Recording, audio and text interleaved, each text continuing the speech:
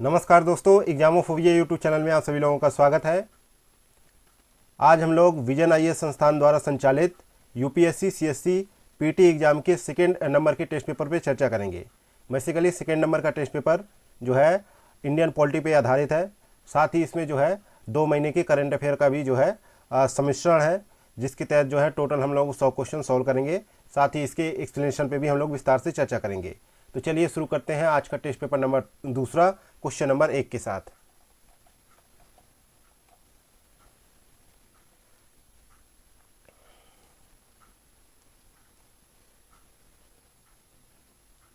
Question number पहला है, निम्नलिखित कार्यों में से कौन सा कार्य जो है किसी राज्य के मुख्यमंत्री द्वारा किया जाता है।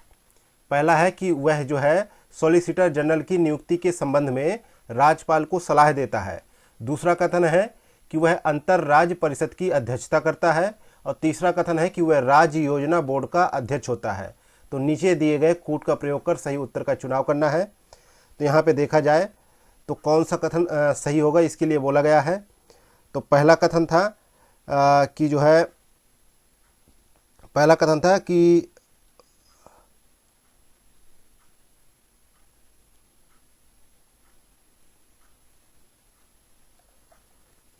था कि वह सॉलिसिटर जनरल की नियुक्ति के संबंध में राज्यपाल को सलाह देता है। तो संविधान के अनुच्छेद जो है 76 में जो है भारत के महान्यायवादी के पद की व्यवस्था की गई है, ये आप लोगों को मालूम होगा। और वो जो महान्यायवादी होता है वह देश का सर्वोच्च कानूनी अधिकारी होता है। और महान्यायवादी के अतिरिक्त जो है भारत सरकार के अन्य कानून अधिकारी भी होते हैं। इनमें जो है भारत के सॉलिसिटर जनरल और एडिशनल सॉलिसिटर जनरल होते हैं। लेकिन जो है कहा जाता है कि अनुच्छेद 76 जो है सॉलिसिटर जनरल और एडिशनल सॉलिसिटर जनरल का उल्लेख नहीं करता है, इसलिए जो है कथन एक जो है सही नहीं होगा। और जो है सॉलिसिटर जनरल और एडिशनल सॉलिसिटर जनरल महान्यायवादी को उसकी आधिकारिक जिम्मेदारियों को पूरा करने में सहायता करते हैं। और जो है एक उल्लेखनीय बात यह है कि केवल महान्यायवादी का पद ही संविधान द्वारा निर्मित है, ना कि जो है सॉलिसिटर जनरल का। तो यहाँ पे जो है मुख्यमंत्री की सलाह पर नियुक्ति का जो है यहाँ पे कोई जो है तर्क नहीं बनता है, इसलिए पहला कथन गलत हो जाता है। अब जो है दूसरे कथन की बात कर लेते हैं। तो दूसरा कथन दे रखा है कि वह अंतर राज्य परिषद की अध्यक्षता करता है। तो वह जो है अंतर राज्य परिषद और नीति आयोग की प्रशासनिक परिषद का सदस्य होता है, और इन दोनों की अध्यक्षता जो है प्रधानमंत्री करते हैं। तो यहाँ पे दूसरा कथन भी गलत हो जाता है। लेकिन जो है वह राज्य योजना बोर्ड का अध्यक्ष होता है, और तो यहाँ पे तीसरा कथन सही है। तो इसलिए यहाँ पे केवल जो है सी ऑप्शन सही जवाब हो जाएगा कि तीसरा ऑप्शन करेक्ट है। आगे बढ़ते हैं, देखते क्वेश्चन नंबर दूसरा नंबर क्वेश्चन है कि परामर्शदात्री समितियों के संदर्भ में निम्नलिखित कथनों पर विचार करें। पहला कथन कह रहा है कि ये समितियां मंत्रियों एवं संसद सदस्यों के बीच जो है सरकार की नीतियों और कार्यक्रमों पर अनौपचारिक चर्चा हेतु मंच प्रदान करती है। दूसरा कथन कह रहा है कि इन समितियों का गठन संसदीय कार्य मंत्रालय द्वारा किया जाता है। तीसरा कथन है कि इन समितियों की सदस्यता स्वैच्छिक होती है। तो यहाँ पे देखा जाए तो जो है कहा गया है कि उपर्युक्त कथनों में से कितने कथन सही हैं। तो यहाँ पे जो है तीनों ही कथन सही है, इसलिए यहाँ पे क्या होगा, सी ऑप्शन सही जवाब होगा। सी ऑप्शन सही जवाब होगा।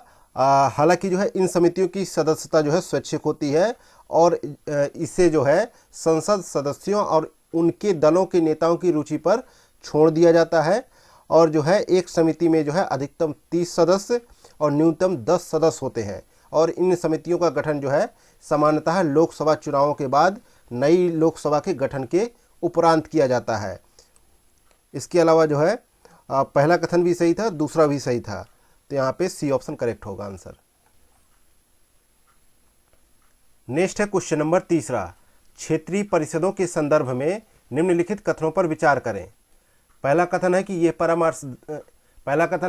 ये परामर्शदात्री निकाय है जिसका गठन भारतीय संविधान के अनुच्छेद 263 के तहत किया गया है। दूसरा कथन है कि ये केंद्रीय गृह मंत्री जो है केंद्रीय गृह मंत्री सभी क्षेत्रीय परिषदों के अध्यक्ष के रूप में कार्य करता है। दूसरा कथन है कि कुल 4 क्षेत्रीय परिषदें हैं जो भारत के सभी 28 राज्यों को कवर करती हैं।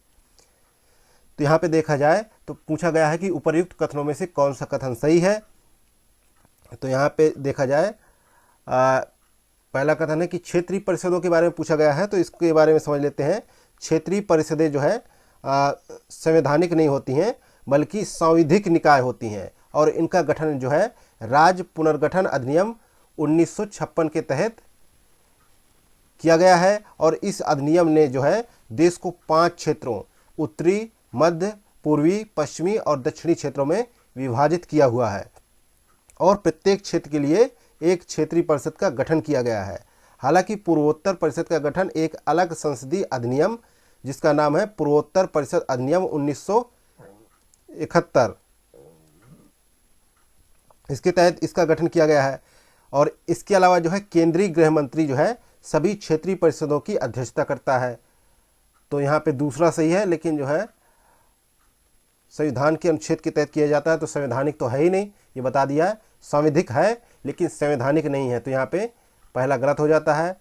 और बोला गया है कि जो है कुल चार जो है क्षेत्रीय परिषदें हैं, लेकिन जबकि 5 है और भारत के सभी 28 राज्यों को कवर करती हैं, तो लेकिन जो है यहाँ पे 5 है, तो यहाँ पे तीसरा भी कथन गलत हो जाता है। तो यहाँ पे बी ऑप्शन सही जवाब होगा। नेक्स्ट है क्वेश्चन नंबर 4। अनुच्छेद 161 के तहत दी गई राज्यपाल की क्षमादान शक्ति के संदर्भ में निम्नलिखित कथनों पर विचार कीजिए। पहला कथन है कि वह जो है मृत्यु दंड को क्षमा कर सकता है। दूसरा कथन है कि वह उस विषय से संबंधी जिस पर संबंधित राज्य की कार्यपालिका शक्ति का विस्तार है, किसी विधि के विरुद्ध किए गए किसी अपराध के लिए सिद्ध दोष किसी व्यक्ति को क्षमा कर सकता है। तो उपर्युक्त कथनों में से कौन सा कथन सही है? तो यहाँ पे देखा जाए तो अनुच्छेद 161 में जो है राज्यपाल की क्षमादान शक्ति का उल्लेख मिलता है और इसमें वर्णित किया गया है कि राज्य के राज्यपाल को उस विषय से संबंधित जिस विषय पर संबंधित राज्य की कार्यपालिका शक्ति का विस्तार है और किसी विधि के विरुद्ध किए गए किसी अपराध के लिए सिद्ध दोष जो है किसी व्यक्ति के दंड को क्षमा उसका जो है प्रविलंबन और विराम या परिहार करने की अथवा दंडादेश में निलंबन, परिहार या लघुकरण करने की शक्ति होगी। और जो है वह मृत्यु दंड को जो है क्षमा नहीं कर सकता है। हालांकि उसमें जो है कुछ जो है जो ऊपर जो है संशोधन दिए गए हैं उनके बारे में जो है जरूर चर्चा की गई है। तो यहाँ पे जो है क्योंकि जो है भले ही किसी राज्य की विधि द्वारा मृत्यु दंड दिया गया हो तो भी क्षमादान देने का जो अधिकार है या शक्ति है वो सिर्फ राष्ट्रपति के पास ही है।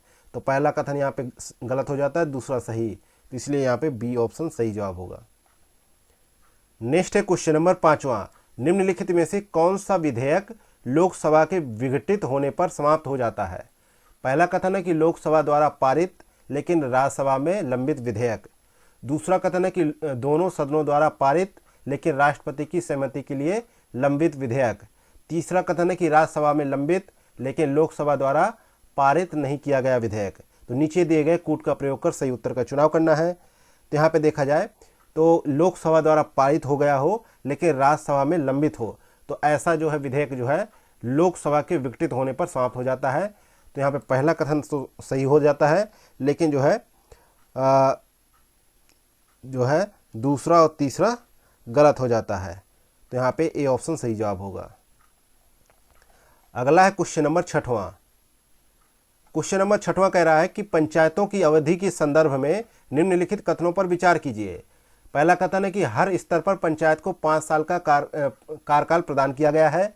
और दूसरा कथन है कि किसी पंचायत के समय से पहले भंग होने पर हर बार नए सिरे से चुनाव कराया जाना चाहिए। और तीसरा कथन है कि समय से पूर्व जो है विघटन के पश्चात जो है पुनर्गठित एक पंचायत को 5 वर्ष की पूर्ण अवधि का लाभ नहीं मिलता।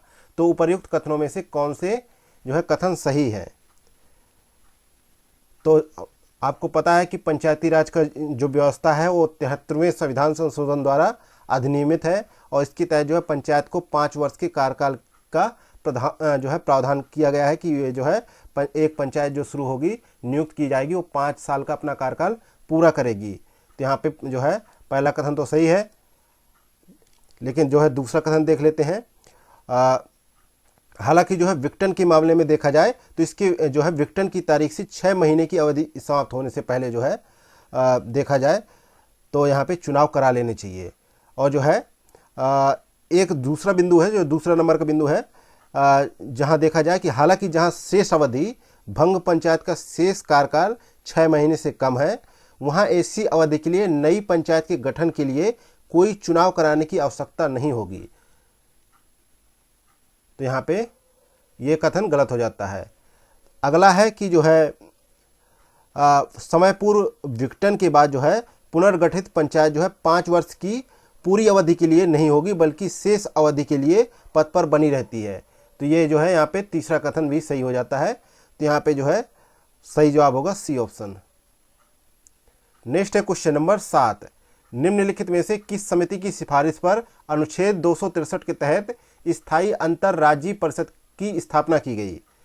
तो इस समिति का नाम जो था सरकारिया आयोग था 1983 में, क्योंकि 1983 में केंद्र सरकार ने जो है उच्चतम न्यायालय के जो सेवानिवृत्त न्यायाधीश थे RS सरकारिया, उनकी अध्यक्षता में केंद्र राज्य संबंधों पर एक तीन सदस्यीय आयोग का गठन किया गया। नीति आधारित जो है 3 सदस्यीय आयोग का गठन किया गया। और आयोग ने जो है अक्टूबर 1987 में 247 सिफारिशों के साथ अपनी रिपोर्ट प्रस्तुत की। और इसके तहत भी जो है पाया गया कि यह जो है एक अंतर्राज्यीय परिषद की स्थापना की जानी चाहिए इसके तहत, और जो है जिसे जो है अंतर्राज्यीय परिषद कहा जाए। तो यहाँ पे जो है सी ऑप्शन सही जवाब हो जाएगा। इसके अलावा अनुच्छेद 356 के बारे में कहा जाता है कि राष्ट्रपति शासन का इस्तेमाल जो है बहुत संभल कर करना चाहिए। इसका तभी इस्तेमाल हो जब जो है सभी उपलब्ध विकल्प जो है इसका तभी इस्तेमाल हो जब सभी विकल्प विफल हो जाएं। जब कोई रास्ता ना बचे तभी जो है अनुच्छेद 356 का प्रयोग किया जाना चाहिए, ऐसा मतलब इस रिपोर्ट में कहा गया। इसके अलावा जो है अखिल भारतीय सेवाओं के संस्थान को और अधिक मजबूत बनाना चाहिए और ऐसी ही कुछ और सेवाओं का निर्माण किया जाना चाहिए। इसके अलावा इसने सुझाव दिया कि जब राष्ट्रपति जो है राज्य की किसी विधेयक को अपनी स्वीकृति के लिए आरक्षित करे तो इसका कारण राज्य सरकार को सूचित किया जाना चाहिए।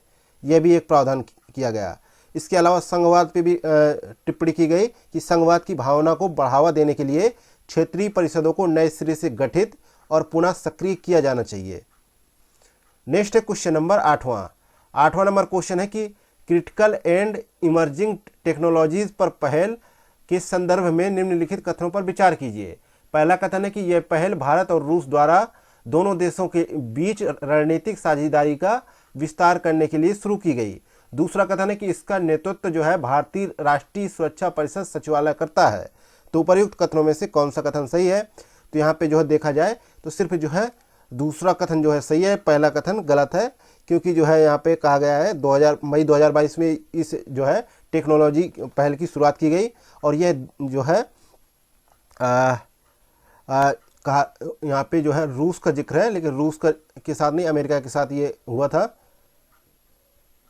और ये इसके तहत जो है दोनों देशों की सरकारों, व्यवसायों और शैक्षणिक जो है संस्थानों के बीच जो है रणनीतिक प्रौद्योगिकी साझेदारी और अच्छा औद्योगिक सहयोग को बढ़ावा दिया जाएगा। और इसके तहत जो है एडवांस टेलीकॉम जो है 6G पे भी काम किया जाएगा। नेक्स्ट है क्वेश्चन नंबर 9वां नंबर क्वेश्चन कह रहा है कि ग्राम न्यायालयों के संदर्भ में निम्नलिखित कथनों पर विचार कीजिए।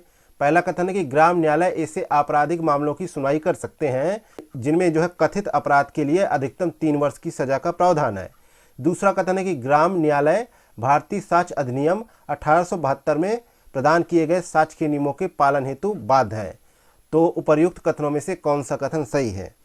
तो यहाँ पे देखा जाए तो ग्राम न्यायालय के बारे में बात करते हैं तो ग्राम न्यायालय एक जो है गतिमान अदालत है। यह आपराधिक और दीवानी दोनों अदालतों की शक्तियों का प्रयोग करती है। और ग्राम न्यायालय की स्थापना जो है मध्यवर्ती पंचायत के मुख्यालय पर की जाती है, लेकिन ये गाँव में जाकर कार्य करते हैं और मामलों का निपटारा करते हैं। और इसके तहत जो है कहा जाता है कि आपराधिक मामलों में जहां किए गए अपराध के लिए 2 साल से अधिक की सजा नहीं हो, या जब आपराधिक मामले में शामिल संपत्ति का मूल्य 20,000 रुपये से अधिक नहीं है, दीवानी मामले में जो है मवेशी अत्याचार अधिनियम और न्यूनतम मजदूरी अधिनियम, घरेलू हिंसा से महिला संरक्षण अधिनियम और संपत्ति विवाद आदि के मामले, दावे या विवाद जो है इसके तहत सुनवाई में लाए जाते हैं।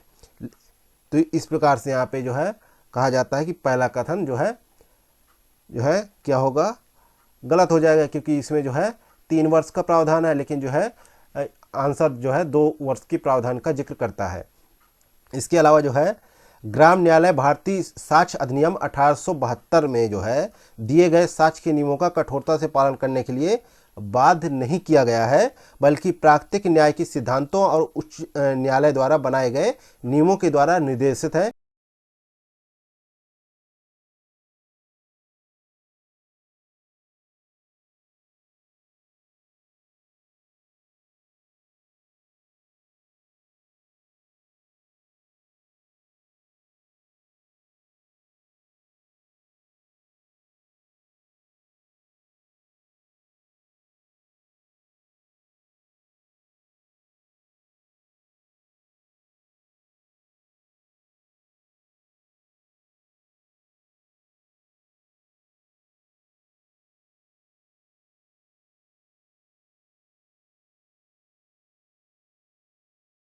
दूसरा ऑप्शन भी यहाँ पे गलत है, क्योंकि जो है यहाँ पे उच्चतम न्यायालय द्वारा बनाए गए नियमों द्वारा निर्देशित है, और जबकि इसमें कहा गया है कि जो है ग्राम न्यायालय जो है भारतीय साक्ष्य अधिनियम 1872 में प्रदान किए गए साक्ष्य के नियमों के पालन हेतु बाध्य है।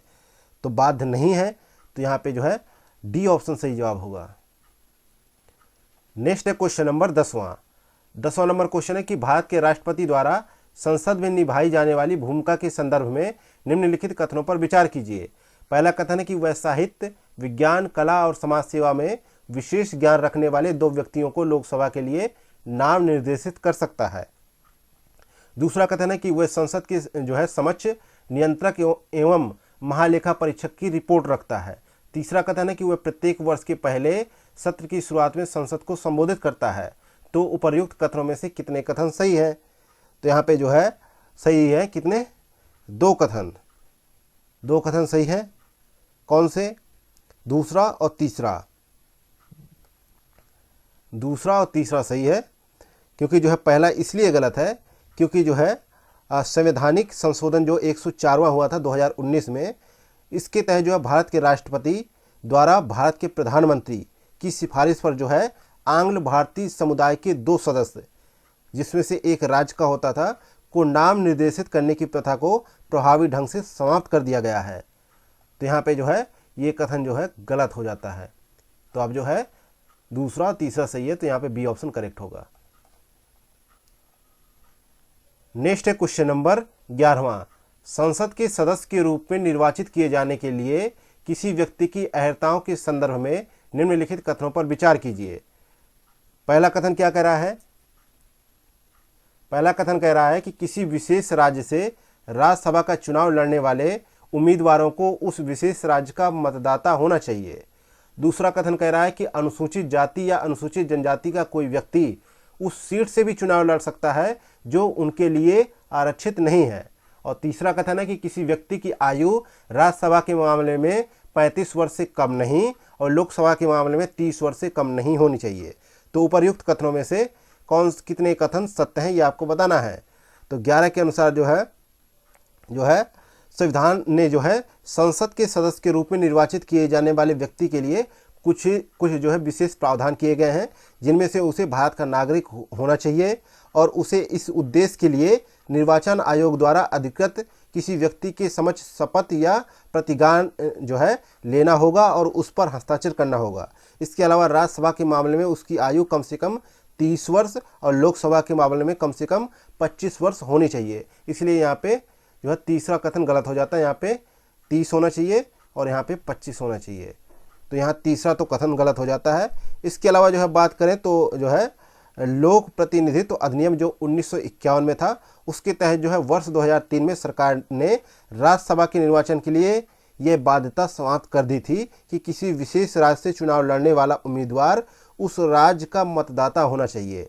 और वर्ष 2006 में उच्चतम न्यायालय ने भी इस बदलाव की संवैधानिक वैधता को वैध ठहराया था। तो इसलिए यहाँ पे जो है पहला कथन भी गलत हो जाता है।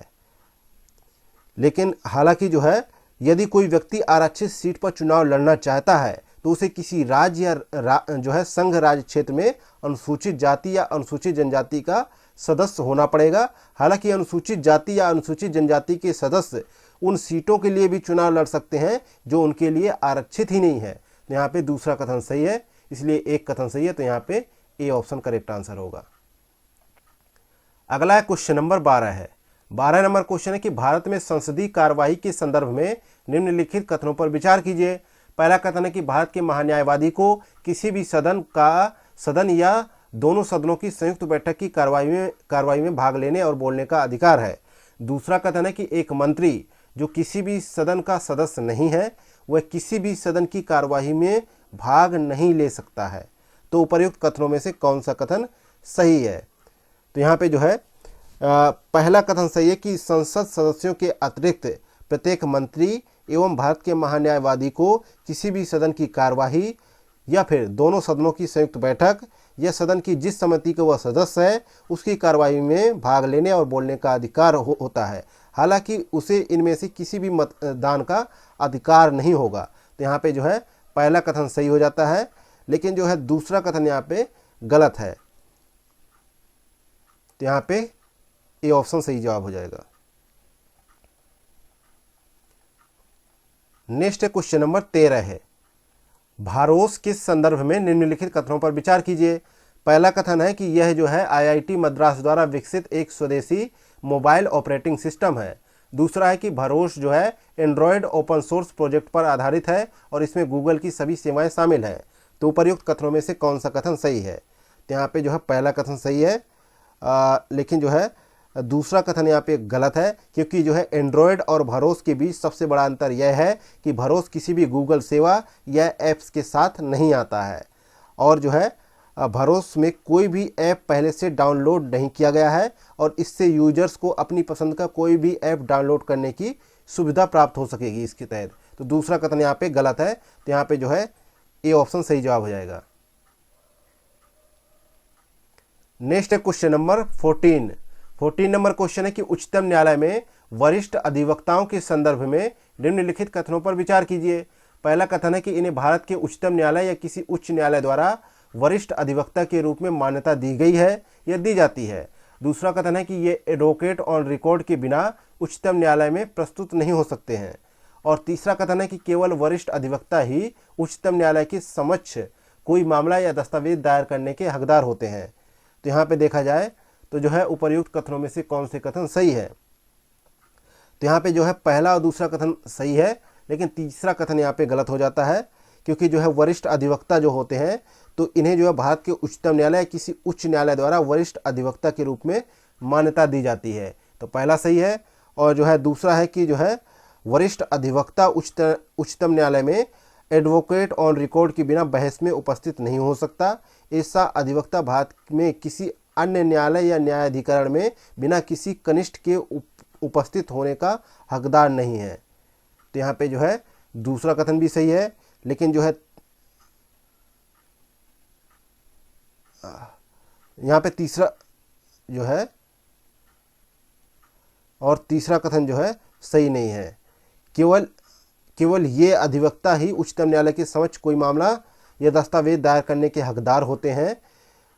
वे किसी भी पक्ष की ओर से उच्चतम न्यायालय के समक्ष प्रस्तुत हो सकते हैं या कार्य कर सकते हैं। उन्हें क्या कहा जाता है? Advocate on record. तो यहाँ पे जो है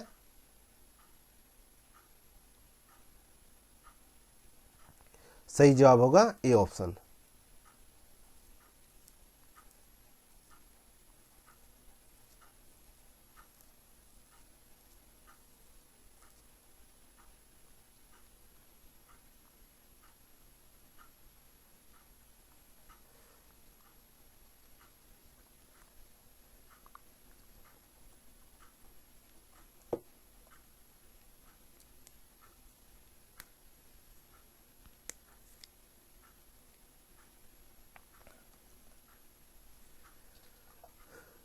नेक्स्ट है क्वेश्चन नंबर 15 है।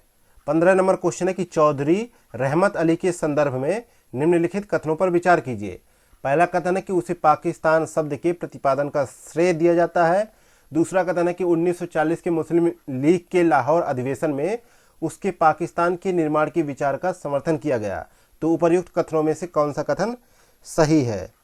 तो यहाँ पे सही जवाब है केवल पहला कथन सही है, लेकिन दूसरा कथन यहाँ पे गलत है, क्योंकि जो है इस प्रस्ताव में जो है पाकिस्तान का जो है उल्लेख नहीं किया गया था, परंतु जिन्ना के विचार रहमत अली के विचारों से मिलते थे, क्योंकि जो है प्रसिद्ध लाहौर प्रस्ताव को सन 1940 में पारित किया गया और इस प्रस्ताव में समर्थन किया गया कि भारत के उत्तर पश्चिम और पूर्वी क्षेत्रों में मुस्लिम बहुल क्षेत्रों की भौगोलिक जो है सन्निहित इकाइयों को स्वतंत्र राज्यों के गठन हेतु समूहीकृत किया जाए और इन स्वतंत्र राज्यों के तहत संगठक इकाइयां स्वतः और संप्रभु होंगी।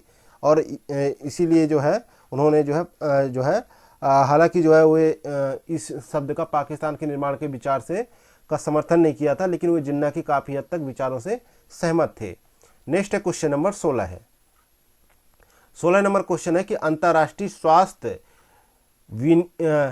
विनियम 2005 के संदर्भ में निम्नलिखित कथनों पर विचार कीजिए। पहला कथन है कि यह दुनिया भर में संभावित जो है सार्वजनिक स्वास्थ्य आपात स्थितियों का पता लगाने और उन्हें रिपोर्ट करने की क्षमता निर्मित करने हेतु एक समझौता है। दूसरा कथन है कि यह WHO के सभी सदस्य देशों पर कानूनी रूप से बाध्यकारी है। तो उपर्युक्त कथनों में से कौन से कथन सही हैं? तो यहाँ पे जो है दोनों ही कथन सही है, सी ऑप्शन यहाँ पे सही जवाब है। तो यहाँ पे अंतर्राष्ट्रीय स्वास्थ्य जो है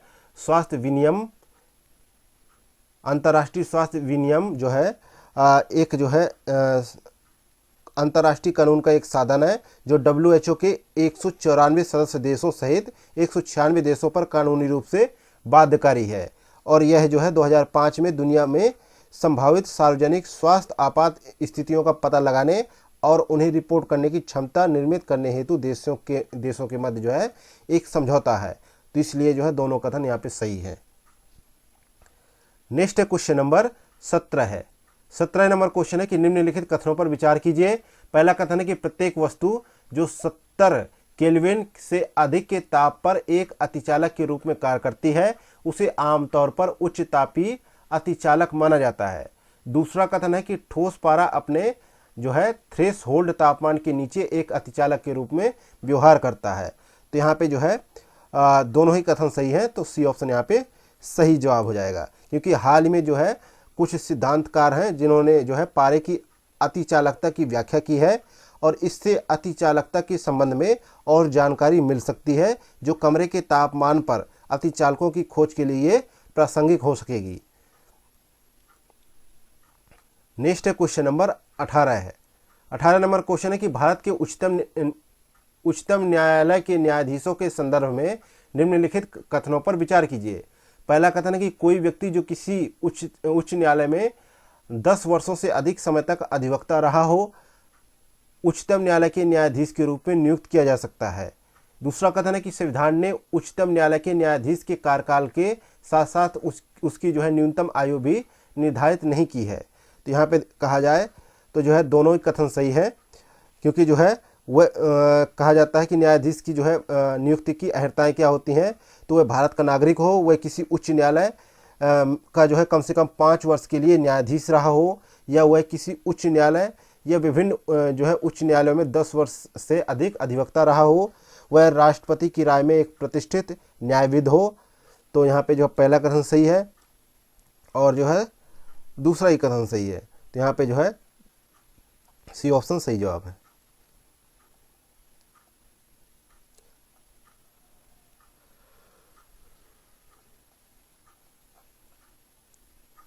नेक्स्ट है क्वेश्चन नंबर 19। राज्यसभा की संरचना के संदर्भ में निम्नलिखित कथनों पर विचार कीजिए। कथन है कि राज्यसभा में सभी राज्यों को समान प्रतिनिधित्व प्रदान किया जाता है। दूसरा कथन है कि संविधान की 4थी अनुसूची राज्यसभा में राज्यों और संघ राज्य क्षेत्रों को सीटों के आवंटन से संबंधित है। तीसरा कथन है कि राज्यसभा में प्रत्येक केंद्र शासित प्रदेश के प्रतिनिधि प्रत्यक्ष रूप से चुने जाते हैं। तो उपर्युक्त कथनों में से कौन से कथन सही है? तो यहाँ पे देखा जाए तो जो है कौन सा कथन सही है, तो यहाँ पे सिर्फ जो है दूसरा कथन सही है, तो इसलिए ए ऑप्शन यहाँ पे सही जवाब होगा। इसके अलावा जो है पहला कथन के लिए बात करें, पहला कथन के लिए तो राज्यसभा में सभी राज्यों को समान प्रतिनिधित्व प्रदान किया जाता है। तो राज्यों का प्रतिनिधित्व के बारे में बात किया जाए तो राज्यसभा के लिए राज्यों की सीटों का बंटवारा उनकी जनसंख्या के आधार पर किया जाता है, इसलिए राज्य के प्रतिनिधियों की संख्या एक राज्य से दूसरे राज्य के परिप्रेक्ष्य में भिन्न है। जैसे उदाहरण के लिए मान लेते हैं तो राज्यसभा की सीटें उत्तर प्रदेश में 31 हैं और जबकि जो है त्रिपुरा में जो है एक ही सदस्य नियुक्त किया जाता है। तो यहाँ पे जो है काफ़ी भिन्नताएं हैं, तो यहाँ पे पहला स्टेटमेंट गलत हो जाता है। लेकिन एक हालांकि जो है अन्य उदाहरण के संदर्भ में बात करें तो संयुक्त राज्य अमेरिका में जनसंख्या के स्थान पर सभी राज्यों को सीनेट में समान प्रतिनिधित्व दिया गया है। संयुक्त राज्य अमेरिका में 50 राज्य हैं और सीनेट में जो है कुल जो है 100 सीटें हैं, प्रत्येक राज्य को 2 सीटें प्रदान की गई हैं। वहीं बात करें जो है तीसरे कथन की, तो तीसरे कथन की बात करें तो संघ राज्य क्षेत्रों का प्रतिनिधित्व के बारे में बात हो रही है। तो इसमें जो है राज्यसभा में संघ राज्य क्षेत्र का प्रत्येक प्रतिनिधि अप्रत्यक्ष रूप से एक निर्वाचक मंडल के सदस्यों द्वारा चुना जाता है और इस निर्वाचक मंडल का गठन विशेष रूप से इन सदस्यों के निर्वाचन हेतु ही किया जाता है। और इसके तहत जो है 8 संघ राज्य क्षेत्रों में से केवल 3 दिल्ली, पुडुचेरी और जम्मू कश्मीर को राज्यसभा में प्रतिनिधित्व प्रदान किया गया है। अन्य 5 संघ राज्य क्षेत्रों की जनसंख्या तुलनात्मक रूप से काफ़ी कम होने के कारण राज्यसभा में उन्हें अलग प्रतिनिधित्व प्राप्त नहीं है, तो इसलिए तीसरा स्टेटमेंट भी गलत हो जाता है। अगला है क्वेश्चन नंबर 20, निम्नलिखित राज्यों में से कौन से जो राज्य हैं वे पंचायत अधिनियम के प्रावधानों के अंतर्गत आते हैं। तो यहाँ पे देखा जाए तो यहाँ पे 20 का सही जवाब है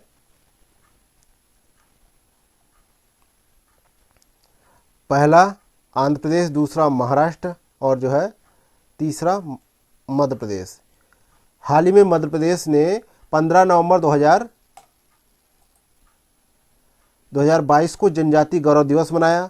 इसके अवसर पर जो है राज्य में पेशा नियमों को अधिसूचित किया गया और जो है वर्तमान में जो है अभी बात की जाए तो जो है 10 राज्यों आंध्र प्रदेश, छत्तीसगढ़, गुजरात, हिमाचल प्रदेश, झारखंड, मध्य प्रदेश, महाराष्ट्र, उड़ीसा, राजस्थान और तेलंगाना के अंतर्गत जो है 5वीं अनुसूची क्षेत्र शामिल है। और 5वीं अनुसूची जो है किसके तहत आता है तो पंचायतों से संबंधित संविधान के भाग जो है 9 के प्रावधान जो है 5वीं अनुसूची के क्षेत्रों पर लागू नहीं होते।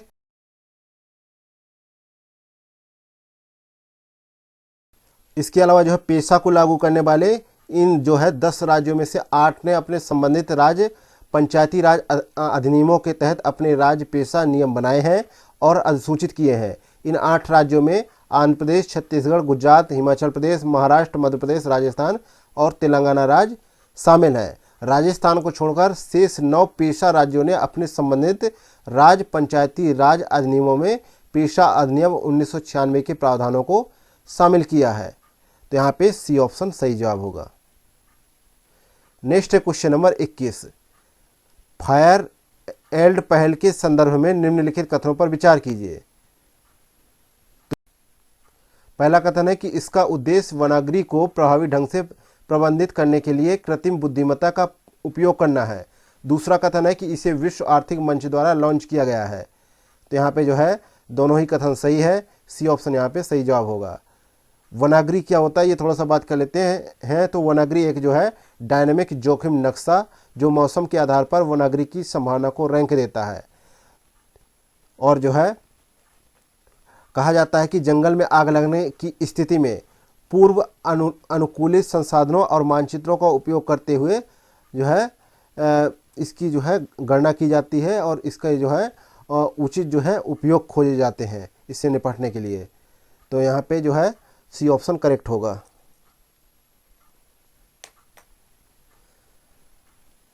नेक्स्ट है क्वेश्चन नंबर 22 नंबर क्वेश्चन है कि अधिसूचित क्षेत्र समितियों के संदर्भ में निम्नलिखित कथनों पर विचार कीजिए। पहला कथन है कि ये राज्य विधानमंडल के एक अधिनियम द्वारा गठित सांविधिक निकाय है। दूसरा है ये पूरी तरीके से नामित निकाय है। तीसरा है इसका गठन औद्योगिकरण के कारण तेजी से विकसित हो रहे कस्बों के प्रशासन के लिए किया गया है। तो उपर्युक्त कथनों में से कितने कथन सही है? तो 22 में से केवल 22 में देखा जाए तो केवल 2 कथन सही है। कौन कौन से? एक तो तीसरा कथन सही है और जो है एक दूसरा कथन सही है, लेकिन जो है पहला कथन यहाँ पे गलत है, क्योंकि जो है यह ना तो निर्वाचित निकाय है और ना ही संवैधानिक निकाय है। यह जो है पूरी तरीके से जो है नामित निकाय है। नेक्स्ट है क्वेश्चन नंबर 23। मंत्रिपरिषद के संदर्भ में निम्नलिखित कथनों पर विचार कीजिए। पहला कथन है कि वह लोकसभा और राज्यसभा के प्रति सामूहिक रूप से उत्तरदायी होता है। दूसरा है कि संविधान के अनुसार मंत्री पर कोई विधिक उत्तरदायित्व नहीं है। तीसरा कथन है कि प्रत्येक मंत्री का यह कर्तव्य है कि वो मंत्रिमंडल के निर्णयों को माने और संसद के भीतर और बाहर दोनों जगह उनका समर्थन करे। तो उपर्युक्त कथनों में से कौन सा कथन सही है? मंत्रिपरिषद के बारे में बात किया जाए तो अनुच्छेद 75 में स्पष्ट रूप से कहा गया है कि मंत्रिपरिषद जो है लोकसभा के प्रति सामूहिक रूप से उत्तरदायी होगा। और जो है इसका अर्थ ये हुआ कि सभी मंत्रियों द्वारा किए गए सभी कार्यों हेतु लोकसभा के प्रति वे संयुक्त रूप से उत्तरदायी होंगे। वे एक दल के रूप में कार्य करते हैं और समान रूप से उत्तरदायी होंगे। जब लोकसभा मंत्रिपरिषद के विरुद्ध अविश्वास प्रस्ताव पारित करेगी तो सभी मंत्रियों को, जिसमें कि राज्यसभा के मंत्री भी शामिल होते हैं, सभी को त्यागपत्र देना पड़ता है। तो यहाँ पे जो है पहला कथन यहाँ पे गलत हो जाता है।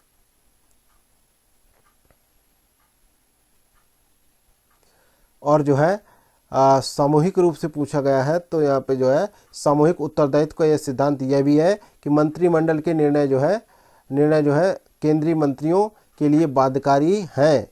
और यहाँ तक कि यदि मंत्रिमंडल की बैठक में उनके विचार इसके विरुद्ध हों, सभी मंत्रियों का यह कर्तव्य है कि वो मंत्रिमंडल के निर्णयों को माने और संसद के भीतर और बाहर दोनों जगह उनका समर्थन करे। यदि कोई मंत्री मंत्रिमंडल के किसी निर्णय से असहमत है और इसके लिए तैयार नहीं है तो उसे त्यागपत्र देना होगा। तो यहाँ पे जो है तीसरा कथन सही है और जो है दूसरा कथन भी सही है। तो यहाँ पे बी ऑप्शन सही जवाब हो जाएगा। नेक्स्ट है क्वेश्चन नंबर 24। 24 नंबर क्वेश्चन है कि यह संरक्षित क्षेत्र निकोबार द्वीप समूह पर स्थित है। यह विशालकाय लेदरबैक कछुओं के लिए भारत का जो है निडन स्थल है। हाल ही में इंटरनेशनल कंटेनर ट्रांसशिपमेंट पोर्ट के लिए मार्ग बनाने के लिए इस पूरे वन्यजीव अभयारण्य को वन्यजीव अभयारण्यों की सूची से हटा दिया गया है। तो उपर्युक्त परिच्छेद में निम्नलिखित में से किसे जो है आरक्षित संरक्षित क्षेत्र का वर्णन किया जा रहा है? तो यहाँ पे देखा जाए तो इसका सही जवाब है गैलाथिया बे वन्यजीव अभयारण्य। ये ऑप्शन यहाँ पे सही जवाब है।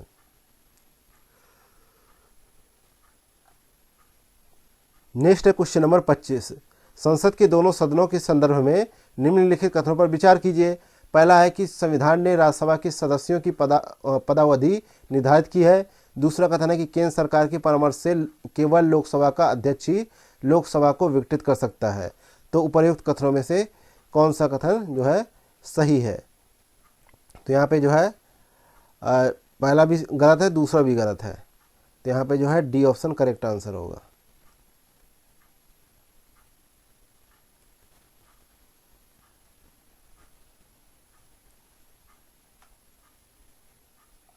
नेक्स्ट है क्वेश्चन नंबर 26।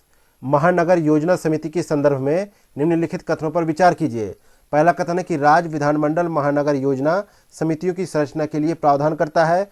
दूसरा कथन है कि इसके 3/4 सदस्य महानगर क्षेत्र में नगरपालिका के निर्वाचित सदस्यों एवं पंचायतों के अध्यक्षों द्वारा अपने बीच में से चुने जाते हैं। तीसरा कथन है कि इन समितियों के अध्यक्ष द्वारा विकास योजना को राज्य सरकार को भेजा जाता है। तो उपर्युक्त कथनों में से कितने कथन सही हैं? तो यहाँ पे जो है महानगर योजना समिति का गठन जो है संविधान के अनुच्छेद 243 ZE के तहत किया गया है और इसके तहत कुछ जो है प्रावधान किए गए हैं, जिनमें से जो है समितियों की संरचना का उल्लेख किया गया है और जो है कहा गया है कि जो है इस अधिनियम के अंतर्गत जो है महानगर योजना समिति के 2/3 सदस्य, जबकि 3/4 के बारे में जिक्र किया गया है, तो 2/3 सदस्य जो है महानगर क्षेत्र में नगर पालिका के निर्वाचित सदस्य एवं पंचायतों के अध्यक्षों द्वारा अपने बीच में से चुने जाएंगे। तो यहाँ पे केवल दूसरा गलत है, बाकी जो है पहला दूसरा सही है। बी ऑप्शन करेक्ट है।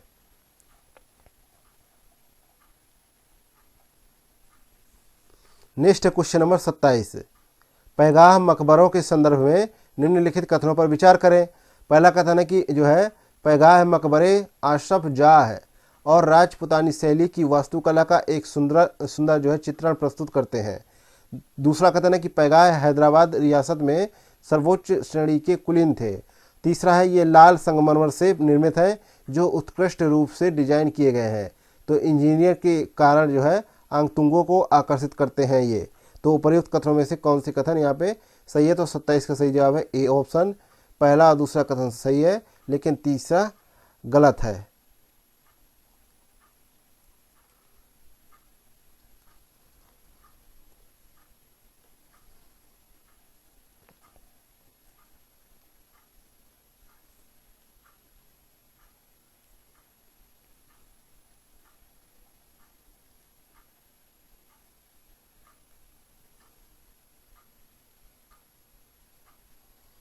नेक्स्ट है क्वेश्चन नंबर 28। न्यायमूर्ति BN श्री कृष्णा समिति का गठन किया गया था, तो ये किस लिए किया गया था? तो इस समिति का गठन जो है मध्यस्थता तंत्र के संस्थागतकरण की समीक्षा करने के लिए इस समिति का एक जो है उच्च स्तरीय समिति का गठन किया गया और इस समिति द्वारा जो है कुछ सिफारिशें की गई, जैसे कि भारतीय मध्यस्थता संवर्धन परिषद जैसे एक स्वायत्त निकाय का गठन करना, जिसमें भारत में मध्यस्थता संस्थानों के क्रम निर्धारण के लिए सभी हितधारकों के प्रतिनिधि इसमें शामिल किए गए। तो यहाँ पे बी ऑप्शन सही जवाब है। Next question number 29 number question है मंत्रिपरिषद के संदर्भ में निम्नलिखित कथनों पर विचार कीजिए। पहला कथन है जो व्यक्ति संसद के किसी भी सदन का सदस्य नहीं है उसे मंत्री के रूप में नियुक्त नहीं किया जा सकता। दूसरा कथन है राष्ट्रपति केवल उन्हीं व्यक्तियों को मंत्री के रूप में नियुक्त कर सकता है जिनकी सिफारिश प्रधानमंत्री द्वारा की जाती है। तो यहाँ पे देखा जाए उपर्युक्त कथनों में से कौन सा कथन सही है? तो जो है यहाँ पे देखा जाए तो प्रधानमंत्री की नियुक्ति राष्ट्रपति करता है, जबकि अन्य मंत्रियों की नियुक्ति राष्ट्रपति प्रधानमंत्री की सलाह पर करता है। तो यहाँ पे जो है दूसरा कथन सही हो जाता है, लेकिन जो है साधारणता देखा गया है कि लोकसभा या राज्यसभा के संसद सदस्य ही मंत्री पर नियुक्त किए जाते हैं और किसी भी व्यक्ति को संसद की सदस्यता के बिना भी मंत्री नियुक्त किया जा सकता है। हालांकि 6 महीने के भीतर उसे संसद के किसी भी सदन की सदस्यता या तो चुनाव या नामांकन द्वारा लेनी होगी, अन्यथा वह मंत्री नहीं रहेगा। तो यहाँ पे पहला जो है कथन गलत हो जाता है, तो यहाँ पे बी ऑप्शन करेक्ट आंसर होगा। नेक्स्ट है question number 30। Aditya L1 mission के संदर्भ में निम्नलिखित कथनों पर विचार करें। पहला कथन है कि यह भारत का वेधशाला श्रेणी का पहला अंतरिक्ष आधारित सौर मिशन है। दूसरा कथन है कि इस अंतरिक्ष यान को जो है सूर्य पृथ्वी प्रणाली के पहले लैग्रेंज बिंदु L1 के चारों ओर एक जो है प्रभाव मंडल कक्षा में स्थापित किया जाएगा। तीसरा कथन है कि यह फोटोस्फीयर, क्रोमोस्फीयर और कोरोना का निरीक्षण करने के लिए 7 पेलोड्स को साथ ले जाएगा। तो उपर्युक्त कथनों में से कौन सा कथन सही है? तो यहाँ पे जो है देखा जाए तो जो है तीनों ही कथन सही है, डी ऑप्शन यहाँ पे सही जवाब है। नेक्स्ट है क्वेश्चन नंबर 31।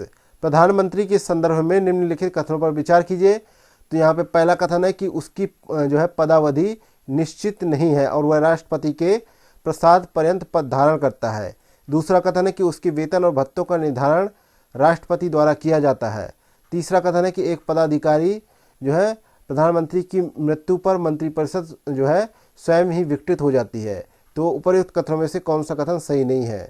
तो यहाँ पे जो सही नहीं है, तो यहाँ पे पहला कथन सही नहीं है, क्योंकि जो है संविधान द्वारा प्रदत्त सरकार की संसदीय व्यवस्था में राष्ट्रपति केवल नाम मात्र का कार्यकारी प्रमुख होता है और वास्तविक कार्यकारी शक्तियाँ प्रधानमंत्री में ही निहित होती है, इसलिए यहाँ पे पहला कथन गलत है। क्वेश्चन नंबर 32 है भारत के राष्ट्रपति के संदर्भ में निम्नलिखित कथनों पर विचार कीजिए। पहला कथन है कि वह कितनी बार पुनः निर्वाचित होने के लिए पात्र होता है। दूसरा कथन है उसे संविधान द्वारा निर्धारित उपलब्धियां और विशेषाधिकार प्राप्त होंगे। तीसरा कथन है कि इसमें क्वालिफाइड और पॉकेट वीटो की शक्तियां निहित होती हैं। तो उपर्युक्त कथनों में से कौन सा कथन सही है, ये आपको बताना है। तो यहाँ पे देखा जाए तो जो है यहाँ पे जो है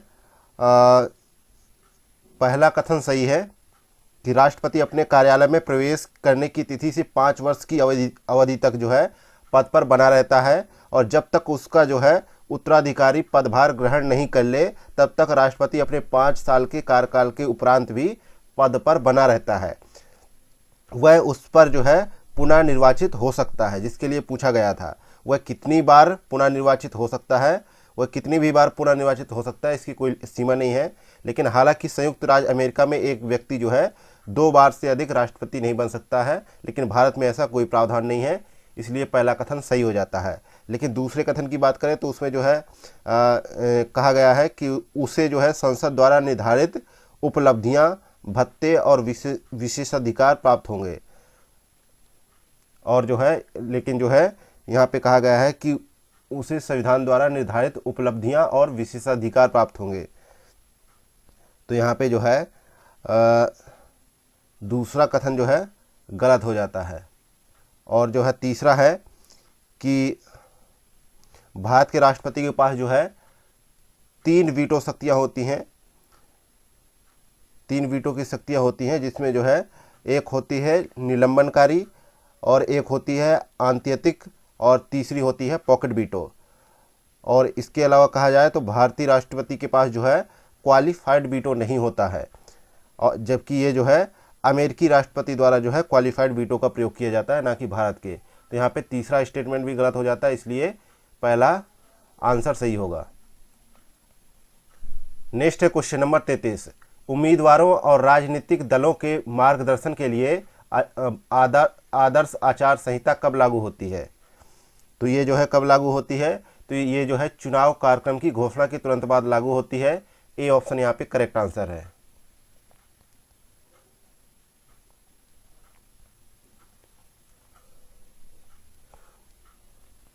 नेक्स्ट क्वेश्चन नंबर 34। भारत के उच्चतम न्यायालय के अधिकार क्षेत्र के संदर्भ में निम्नलिखित कथनों पर विचार कीजिए। तो पहला कथन है कि उच्चतम न्यायालय के पास किसी भी गैर सैन्य भारतीय न्यायालय या न्यायाधिकरण के फैसले या आदेश के विरुद्ध अपील करने के लिए विशेष अनुमति देने का विशेष अधिकार है। और दूसरा कथन है कि उच्चतम न्यायालय किसी विधिक प्रश्न या राष्ट्रपति द्वारा निर्दिष्ट सार्वजनिक महत्व के मामले पर अपनी राय देने से इनकार कर सकता है। तीसरा कथन है कि उच्चतम न्यायालय अपने पूर्व के निर्णयों पर अडिग रहने के लिए बाध्य नहीं है, और न्याय या सामुदायिक कल्याण के हित में वह इससे भिन्न निर्णय भी ले सकता है। तो यहाँ पे कहा गया है उपर्युक्त कथनों में से कौन सा कथन सही है? तो यहाँ पे तीनों ही कथन सही है, इसलिए यहाँ पे डी ऑप्शन करेक्ट आंसर होगा।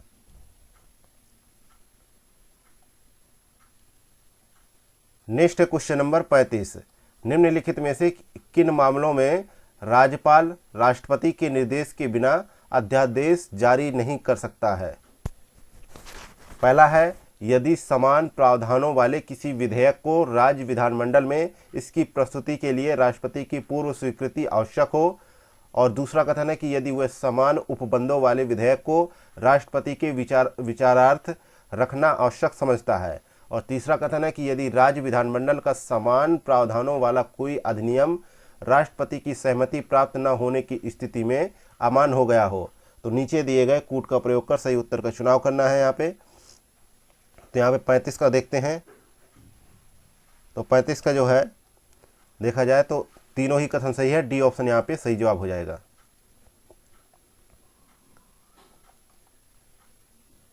नेक्स्ट है क्वेश्चन नंबर 36। नेक्स्ट है क्वेश्चन नंबर 36। भारत के संविधान के अनुसार राज्यपाल की नियुक्ति के संदर्भ में निम्नलिखित कथनों में से कौन सा कथन सही है? पहला कथन है कि वह उस राज्य का निवासी नहीं होना चाहिए जहां उसे नियुक्त किया गया है। दूसरा कथन है कि राष्ट्रपति को संबंधित राज्य के मुख्यमंत्री से परामर्श करना आवश्यक है, लेकिन उसकी सलाह राष्ट्रपति के लिए बाध्यकारी नहीं है। तीसरा कथन है कि वह 35 वर्ष की आयु पूर्ण कर चुका हो।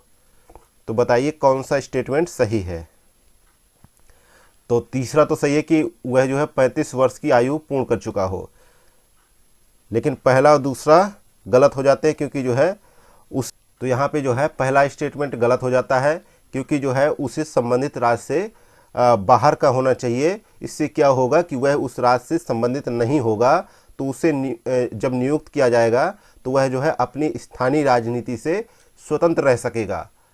लेकिन अगर वो उसी राज्य से होगा तो वो जो है मान के चलिए किसी और पार्टी की सरकार है तो इससे जो है मुख्यमंत्री असहज होगा और कामकाज में बाधा उत्पन्न होगी। इसके अलावा जो है दूसरा कथन है कि राष्ट्रपति को संबंधित राज्य के मुख्यमंत्री से परामर्श करना आवश्यक है, लेकिन उसकी सलाह राष्ट्रपति के लिए बाध्यकारी नहीं है। तो यहाँ पे देखा जाए तो जो है यहाँ पे कहा जा सकता है राष्ट्रपति के लिए जो है संबंधित राज्य के मुख्यमंत्री से परामर्श करना आवश्यक है, ताकि राज्य में जो है संवैधानिक तंत्र का सुचारू संचालन सुनिश्चित हो सके। लेकिन जो है ये प्रक्रिया बाध्यकारी नहीं है,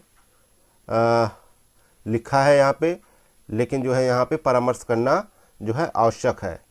तो यहाँ पे जो है दूसरा स्टेटमेंट भी गलत हो जाता है, इसलिए यहाँ पे सी ऑप्शन सही होगा।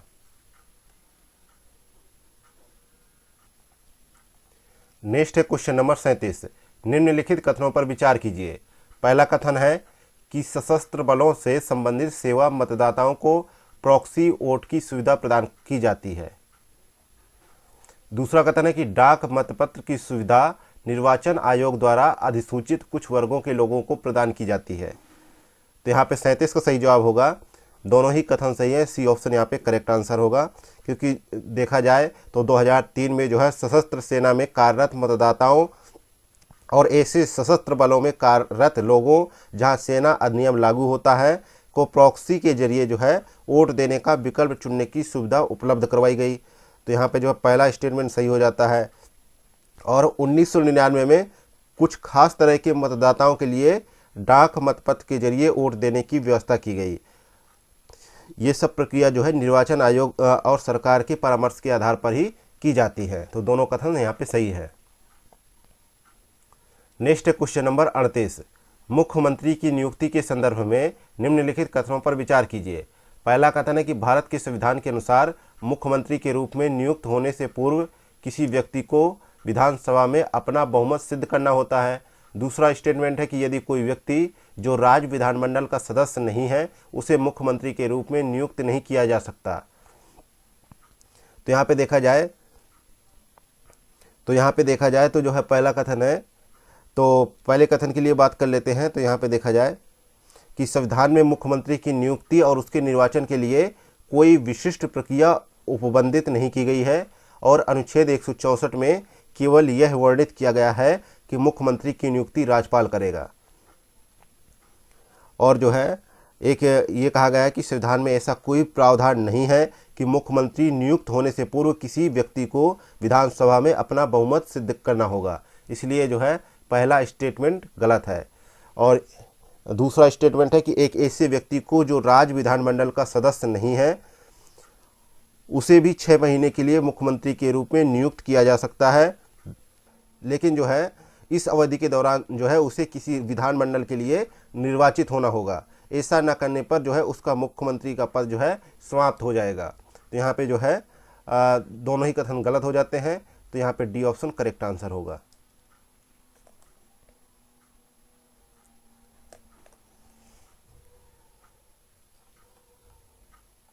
नेक्स्ट है क्वेश्चन नंबर 39। निम्नलिखित पर विचार कीजिए। पहला कथन है कि संसद के दोनों सदनों के नाम निर्दिष्ट सदस्य। दूसरा है राज्यों की विधानसभाओं के निर्वाचित सदस्य। तीसरा है संघ राज्य क्षेत्रों की विधानसभाओं के निर्वाचित सदस्य। तो यहाँ पे उपर्युक्त सदस्यों में से कितने भारत के राष्ट्रपति के चुनाव के लिए गठित निर्वाचक मंडल में शामिल होते हैं। तो यहाँ पे 39 को देखा जाए तो संसद के दोनों सदनों के निर्वाचित सदस्य होते हैं। तो यहाँ पे पहला सही हो जाता है।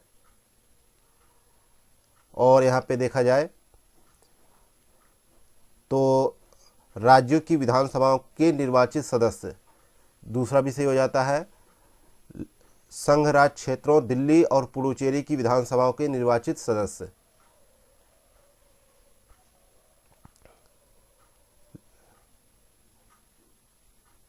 तो यहाँ पे देखा जाए दिल्ली और पुडुचेरी विधानसभाओं के नाम निर्दिष्ट सदस्य जो होते हैं वे राष्ट्रपति के निर्वाचन में भाग नहीं लेते हैं। तो यहाँ पे जो है ये जो है गलत हो जाता है। तो यहाँ पे जो है सही होगा, केवल 2 स्टेटमेंट सही है। बी ऑप्शन यहाँ पे करेक्ट आंसर है। नेक्स्ट है क्वेश्चन नंबर 40। चुनावी बॉन्ड योजना के संदर्भ में निम्नलिखित कथनों पर विचार कीजिए। पहला कथन है कि चुनावी बॉन्ड जो है 1 करोड़ के मूल वर्ग में जारी किए जा सकते हैं। दूसरा स्टेटमेंट है कि चुनावी बॉन्ड का उपयोग सभी पंजीकृत राजनीतिक दलों को चंदा देने के लिए किया जा सकता है। तीसरा स्टेटमेंट है कि क्रेता द्वारा प्रस्तुत जानकारी को गोपनीय रखा जाता है। तो यहाँ पे पूछा गया है कि उपर्युक्त कथनों में से कौन से कितने कथन सही नहीं है। तो यहाँ पे जो है तो चुनावी बॉन्ड का उपयोग जो है केवल उन पंजीकृत राजनीतिक दलों को चंदा देने के लिए किया जाता है जिन्होंने लोकसभा या राज्य विधानसभा के पिछले आम निर्वाचन में कम से कम 1% मत प्राप्त किए हैं। तो इसलिए यहाँ पे जो है कहा जाए तो दूसरा स्टेटमेंट यहाँ पे गलत हो जाता है, क्योंकि जो है यहाँ पे वोट का भी जो है क्राइटेरिया है कि 1% जो है मत जो है प्राप्त किए हों पिछले निर्वाचन में। और जो है चुनावी बॉन्ड जो है 1000, 10,000, 1 लाख, 10 लाख, 1 करोड़ मूल वर्ग में जारी किए जा सकते हैं। इसलिए पहला स्टेटमेंट सही हो जाता है। इसके अलावा जो है क्रेता द्वारा प्रस्तुत जानकारी को गोपनीय रखा जाता है, ये भी सही है। तो इसलिए यहाँ पे ए ऑप्शन सही होगा, गलत केवल एक ही है दूसरे नंबर का। नेक्स्ट है क्वेश्चन नंबर 41। भारत में पंचायती राज के विकास के संदर्भ में निम्नलिखित समितियों को कालक्रमानुक्रम में व्यवस्थित कीजिए। पहला है अशोक मेहता समिति, दूसरा है GVKR राव समिति, और तीसरा है थुंगन समिति, चौथा है LM सिंघवी समिति। तो नीचे दिए गए कूट का प्रयोग कर सही उत्तर का चुनाव कीजिए। तो यहाँ पे जो है पहले जो है अशोक मेहता समिति 1977 में गठित हुई और 78 में जो है इसने रिपोर्ट दी अपनी, और 1985 में जो है GVKR राव समिति का गठन हुआ। और इसके अलावा जो है 1986 में राजीव गांधी सरकार ने जो है LM सिंघवी की अध्यक्षता में जो है लोकतंत्र और विकास के लिए पंचायती राज संस्थानों के पुनरुद्धार के लिए एक जो है समिति का गठन किया, जिसका नाम था LM सिंघवी समिति। और इसके बाद जो है 1988 में जो है PK थुंगन की अध्यक्षता में जो है एक समिति का गठन किया गया। तो इस प्रकार से यहाँ पे सही जवाब होगा सी ऑप्शन।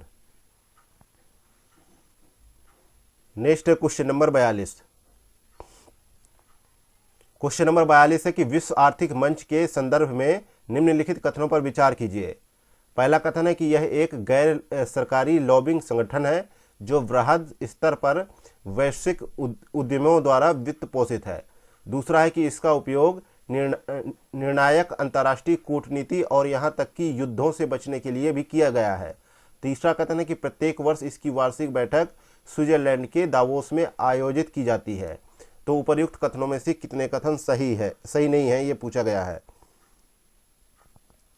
तो यह एक गैर सरकारी लॉबिंग संगठन है और इसे स्विट्जरलैंड स्थित दावोस में इसके वार्षिक शिखर सम्मेलन के लिए जाना जाता है।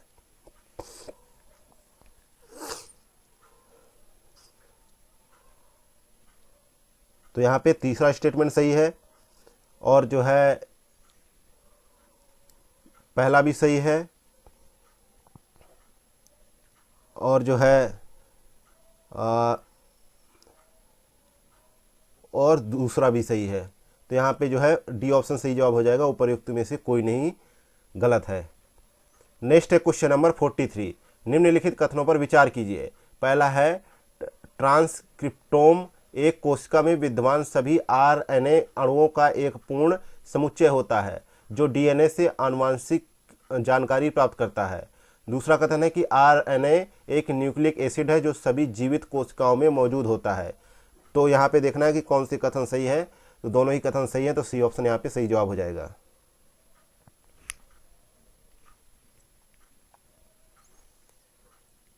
नेक्स्ट है क्वेश्चन नंबर 44। राज्यपाल की अध्यादेश जारी करने की शक्तियों के संदर्भ में निम्नलिखित कथनों पर विचार कीजिए। तो पहला कथन है कि यह राज्य विधानमंडल की विधायी शक्ति के साथ सह अस्तित्व में है, और दूसरा कथन है यह विवेकाधीन शक्ति नहीं है। तीसरा कथन है कि राज्य विधायिका के पुनः समवेत होने के 6 माह के उपरांत अध्यादेश समाप्त हो जाता है। तो उपर्युक्त कथनों में से कौन सा कथन सही है? तो 44 में देखते हैं, तो जो है 44 का मतलब है, 44 में जो है पहला दूसरा सही है, लेकिन जो है तीसरा स्टेटमेंट गलत है, क्योंकि जो है राज्यपाल के द्वारा जारी किया गया अध्यादेश जो है राज्य विधानमंडल का सत्र फिर से शुरू होने के 6 सप्ताह के उपरांत समाप्त हो जाता है, और यह निर्धारित 6 सप्ताह से पहले भी समाप्त हो सकता है यदि राज्य विधानसभा द्वारा इसे अस्वीकृत करने वाला प्रस्ताव पारित किया जाए और उस पर सहमति बन जाए।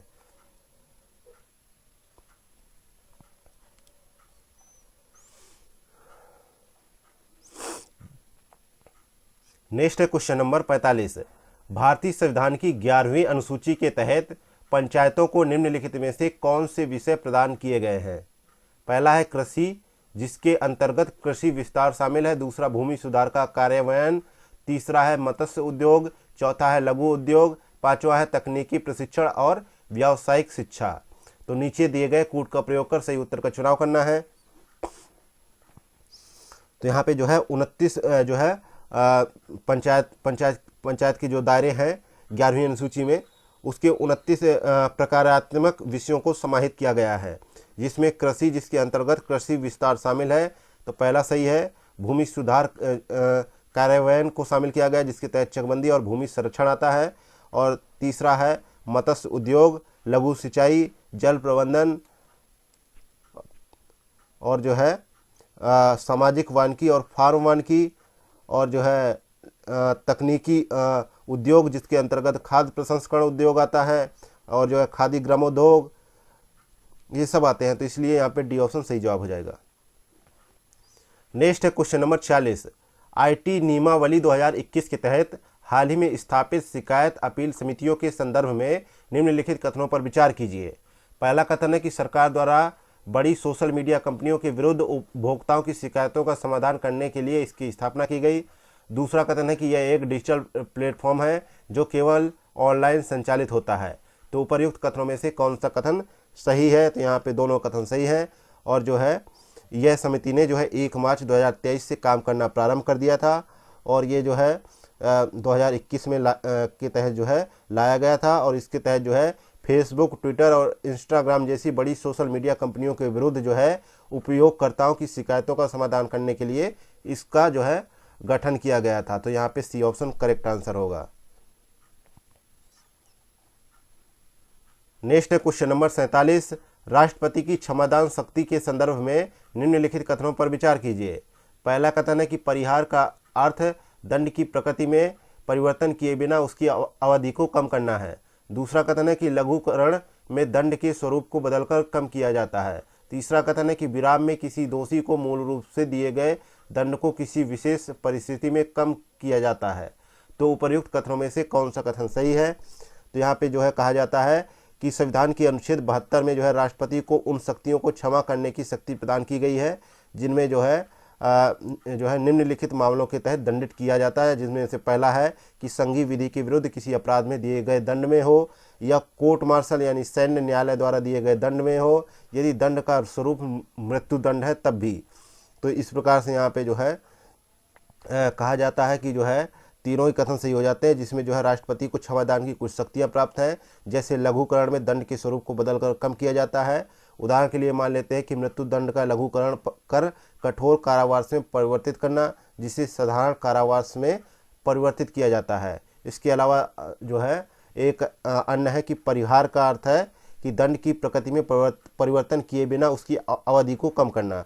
जैसे मान के चलो कि 2 वर्ष के कठोर कारावास को 1 वर्ष के कठोर कारावास में परिवर्तित करना जो है परिहार माना जाता है। इसके अलावा जो है क्षमा में जो है दंड और बंदीकरण का भी प्रावधान है। इसमें दोनों को हटा दिया जाता है और दोषी को सभी दंडों और जो है जितने भी प्रकार के दंड मिलते हैं उनसे पूर्ण रूप से मुक्त कर दिया जाता है। इसके अलावा विराम में किसी दोषी को मूल रूप से दिए गए दंड को किसी विशेष परिस्थिति में कम करना, जैसे शारीरिक अपंगता हो जाए या महिला अपराधी की गर्भावस्था की अवधि आ जाए, तो मतलब कि ऐसी स्थिति में जो है उसकी सज़ा को हटा दिया जाता है। तो यहाँ पे जो है डी ऑप्शन सही जवाब होगा। Next question number 48। ग्राम सभा के संदर्भ में निम्नलिखित कथनों पर विचार कीजिए। पहला कथन है कि यह पंचायत क्षेत्र के सभी पात्र मतदाताओं से मिलकर बनी एक ग्राम स्तरीय सभा है। दूसरा कथन है कि यह ग्राम स्तर पर उन शक्तियों का प्रयोग और ऐसे कार्यों का निष्पादन कर सकती है जो राज्य विधानमंडल द्वारा निर्धारित किए गए हैं। तो उपर्युक्त कथनों में से कौन सा कथन सही है? तो 48 में यहाँ पे देखा जाए तो केवल दूसरा कथन सही है, लेकिन जो है पहला कथन यहाँ पे गलत हो जाता है, क्योंकि यह पंचायत क्षेत्र में सभी पंजीकृत मतदाताओं से मिलकर बनने वाली एक ग्राम स्तरीय सभा है। इसलिए जो है यहाँ पे जो है पहला स्टेटमेंट गलत हो जाता है। अगला है क्वेश्चन नंबर 49। भारतीय राजनीति के संदर्भ में निम्नलिखित कथनों पर विचार कीजिए। पहला कथन है कि राष्ट्रपति केंद्र सरकार का मुख्य प्रवक्ता होता है। दूसरा है कि राष्ट्रपति सदन के पटल पर सरकार की नीतियों की घोषणा करता है। तीसरा है प्रधानमंत्री संसद के दोनों सदनों में से किसी भी सदन का सदस्य हो सकता है। तो यहाँ पे उपर्युक्त कथनों में से बताना है आपको कि कौन सा कथन सही नहीं है। तो राष्ट्रपति केंद्र सरकार का मुख्य प्रवक्ता नहीं होता है, ये गलत हो जाता है। और जो है राष्ट्रपति सदन के पटल पर सरकार की नीतियों की घोषणा करता, ये दे रखा है। तो ये जो है वह जो है सरकार का जो है पक्ष रखता है जब मतलब कि सदन को संबोधित करने जाता है। तो दूसरा कथन जो है यहाँ पे जो है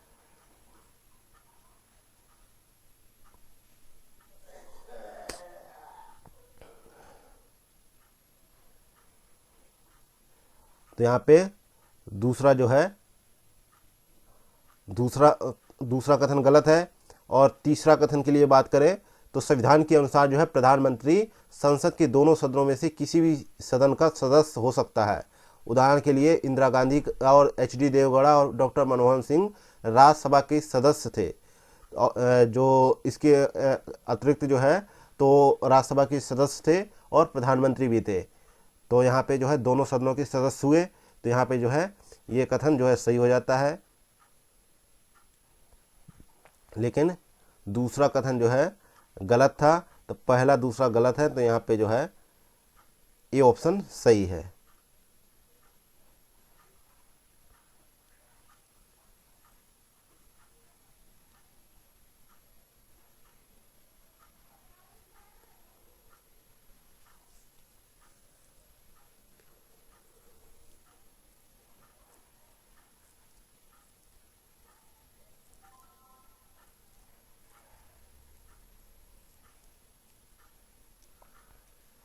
नेक्स्ट है क्वेश्चन नंबर 50 नंबर क्वेश्चन है, राज्यों में फास्ट ट्रैक कोर्ट के संदर्भ में निम्नलिखित कथनों पर विचार कीजिए। पहला है कि जो है फास्ट ट्रैक कोर्ट का गठन संबंधित उच्च न्यायालयों के परामर्श से राज्यपाल द्वारा किया जाता है। दूसरा है फास्ट ट्रैक कोर्ट के जो है न्यायाधीश जो है तदर्थ आधार पर नियुक्त किए जाते हैं। तीसरा है फास्ट ट्रैक कोर्ट सभी राज्यों की राजधानियों में स्थापित है। तो यहाँ पे जो है कितने कथन सही है? तो यहाँ पे जो है देखा जाए तो फास्ट ट्रैक कोर्ट जो है अतिरिक्त सत्र न्यायालय है जो बहुत अधिक समय से लंबित मामलों की सुनवाई में तेजी लाने के लिए गठित किए गए। शुरुआत में फास्ट ट्रैक कोर्ट जो है 5 वर्ष की अवधि के लिए गठित की गई थी और 11वें वित्त आयोग ने निचली अदालतों में लंबित मामलों के निपटान के लिए जो है 1734 जो है फास्ट ट्रैक कोर्टों की अनुशंसा भी की। और जो है इसके तहत कहा जाए कि जो है फास्ट ट्रैक कोर्ट का गठन जो है संबंधित उच्च न्यायालयों के परामर्श से राज्य सरकारों द्वारा किया जाता था। तो यहाँ पे पहला स्टेटमेंट गलत हो जाता है, ना कि राज्यपाल द्वारा। और जो है दूसरा स्टेटमेंट यहाँ पे सही है। और तीसरा स्टेटमेंट के लिए बात करें तो तीसरा स्टेटमेंट भी यहाँ पे गलत है। तो यहाँ पे ए ऑप्शन सही जवाब हो जाएगा। नेक्स्ट है क्वेश्चन नंबर 51। संसद का निम्नलिखित में से कौन सा अधिनियम लोकसभा निर्वाचन के उद्देश्य के लिए मतदाता सूची तैयार करने और उसमें संशोधन करने के लिए उपबंध करता है? तो यहाँ पे देखा जाए तो यह है लोकसभा लोक प्रतिनिधित्व अधिनियम 1950। ये ऑप्शन यहाँ पे सही जवाब है।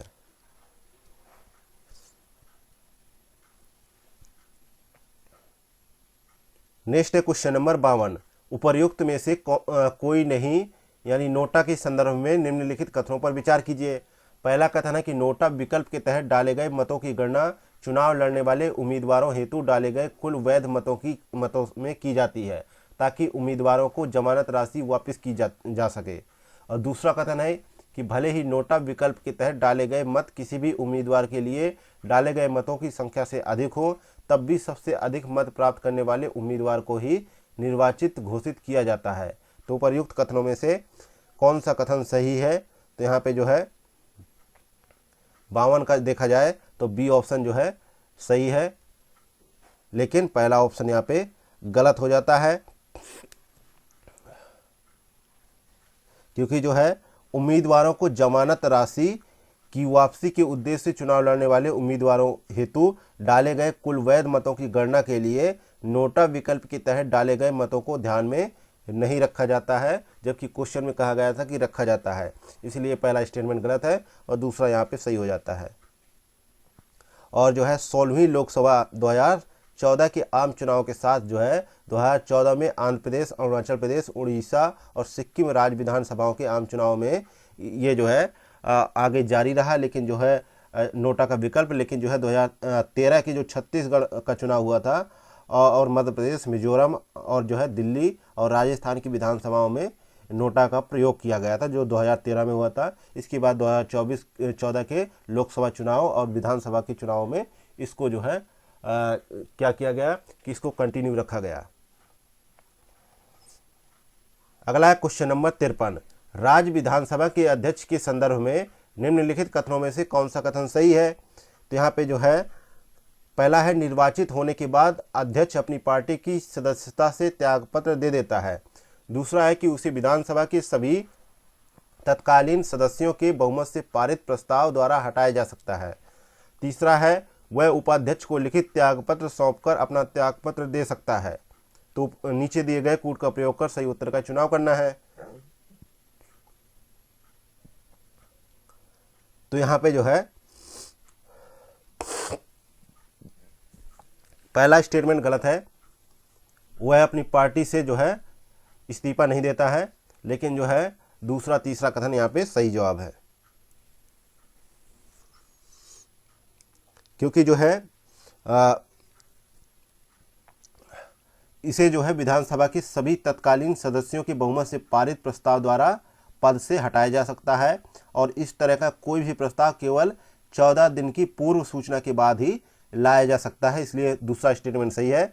और चुनाव के बाद जो है अध्यक्ष अपनी पार्टी की सदस्यता से त्यागपत्र नहीं देता है, लेकिन वह सक्रिय राजनीति से दूर रहता है। तो यहाँ पे पहला स्टेटमेंट गलत हो जाता है और जो है यहाँ पे जो है तीसरा स्टेटमेंट भी सही है। तो यहाँ पे जो है दूसरा तीसरा सही है, बी ऑप्शन करेक्ट आंसर है। नेक्स्ट है क्वेश्चन नंबर 54 नंबर क्वेश्चन है, संसद के दोनों सदनों में इस प्रकार की अलग अलग समितियां होती हैं। यह समिति सदन के कार्य और समय सारणी को जो है विनियमित करती है। ये सदन के समक्ष जो है सरकार द्वारा लाए गए विधायी तथा अन्य कार्यों के संचालन के लिए समय निर्धारित करती है। और लोकसभा समिति में 15 सदस्य होते हैं तथा लोकसभा अध्यक्ष इस समिति के अध्यक्ष होते हैं। राज्यसभा समिति में इसके पदेन अध्यक्ष के रूप में सभापति सहित 11 सदस्य होते हैं। उपर्युक्त परिच्छेद में निम्नलिखित में से किस संसदीय समिति का वर्णन किया गया है? तो इसमें जो है कार्य सलाहकार समिति का जो है जिक्र हो रहा है, जिसकी यह प्रावधान है। तो यहाँ पे जो है ए ऑप्शन सही जवाब है। नेक्स्ट है क्वेश्चन नंबर 55।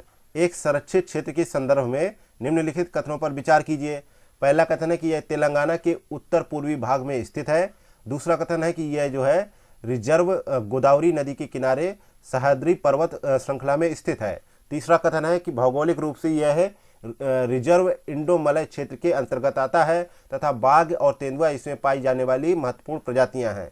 तो उपर्युक्त कथनों द्वारा निम्नलिखित में से किस अभयारण्य का सर्वोत्तम वर्णन किया गया है इन कथनों के माध्यम से? तो यहाँ पे जो है कंवल टाइगर रिजर्व के बारे में बात हो रही है। बी ऑप्शन यहाँ पे सही जवाब है। यह जो है तेलंगाना राज्य के उत्तर पूर्वी भाग जो है आदिलाबाद जिले में स्थित है कंवल टाइगर रिजर्व, और यह दक्कन प्रायद्वीप का जो है केंद्रीय उच्च भूमि का एक भाग है और यह जो है रिजर्व जो है सह्याद्री पर्वत श्रृंखला में स्थित है। आगे बढ़ते हैं तो देखते हैं क्वेश्चन नंबर 56। इम्यून इन प्रिंटिंग के संदर्भ में निम्नलिखित कथनों पर विचार कीजिए। पहला कथन है कि यह पहले सामना किए गए वेरिएंट के माध्यम से अपनी प्रतिरक्षा प्रतिक्रिया को दोहराने की शरीर की प्रवृत्ति है।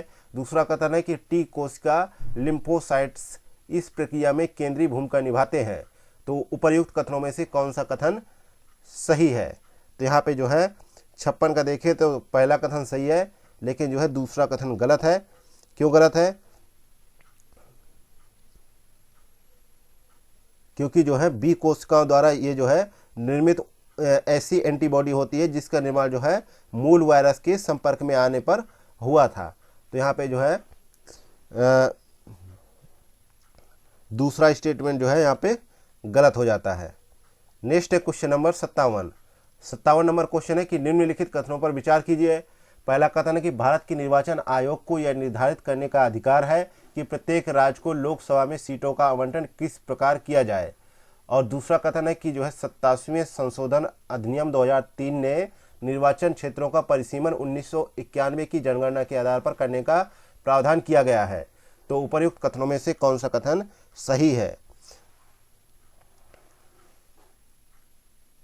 तो यहाँ पे जो है 57 में देखते हैं तो संसद को यह अधिकार है कि वह इसके लिए प्राधिकार और रीति का निर्धारण करे, क्योंकि जो है प्रत्येक जनगणना की समाप्ति पर जो है निम्नलिखित में पुनः समायोजन किया जाता है।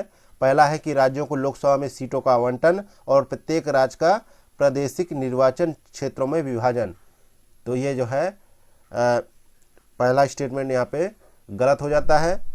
और जो है दूसरे स्टेटमेंट की बात करें तो दूसरे स्टेटमेंट के तहत जो है 2003 में जो है निर्वाचन क्षेत्रों का परिसीमन जो है 2001 की जनगणना के आधार पर करने के लिए कहा गया, ना कि जो है 1991। तो जो है दूसरा स्टेटमेंट भी गलत हो जाता है। तो यहाँ पे डी ऑप्शन करेक्ट आंसर है। अगला है क्वेश्चन नंबर 58। राज्य निर्वाचन आयोग के संदर्भ में निम्नलिखित कथनों पर विचार कीजिए। पहला कथन है कि इसमें राज्यपाल द्वारा नियुक्त एक राज्य चुनाव आयुक्त होता है। दूसरा कथन है कि यह पंचायत चुनाव के लिए मतदाता सूची तैयार करता है। तीसरा कथन है कि राज्य चुनाव आयुक्त की सेवा की शर्तों में उनकी नियुक्ति के बाद उनके लिए अलाभकारी परिवर्तन नहीं किया जाएगा। चौथा कथन है कि यह भारत निर्वाचन आयोग की समग्र देखरेख में काम करता है। तो यहाँ पे बताना है कि कितने कथन जो है गलत हैं।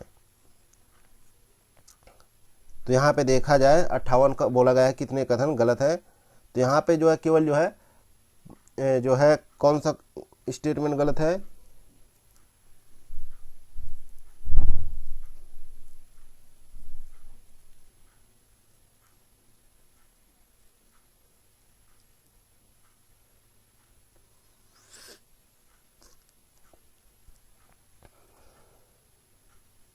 पहला स्टेटमेंट सही है कि इसमें राज्यपाल द्वारा नियुक्त एक राज्य निर्वाचन आयुक्त होता है, ये सही है।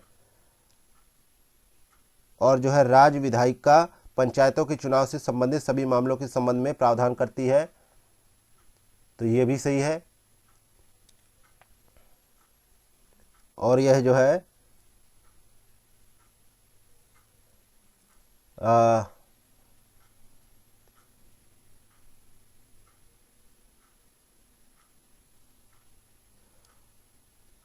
ये भी सही है, लेकिन चौथा स्टेटमेंट गलत है, क्योंकि जो है राज्य निर्वाचन आयुक्त एक स्वतंत्र अधिकारी होता है और यह ना तो भारत निर्वाचन आयोग से जुड़ा होता और ना ही यह उनके नियंत्रण में होता है। तो यहाँ पे ये गलत हो जाता है। तो ए ऑप्शन यहाँ पे सही जवाब होगा।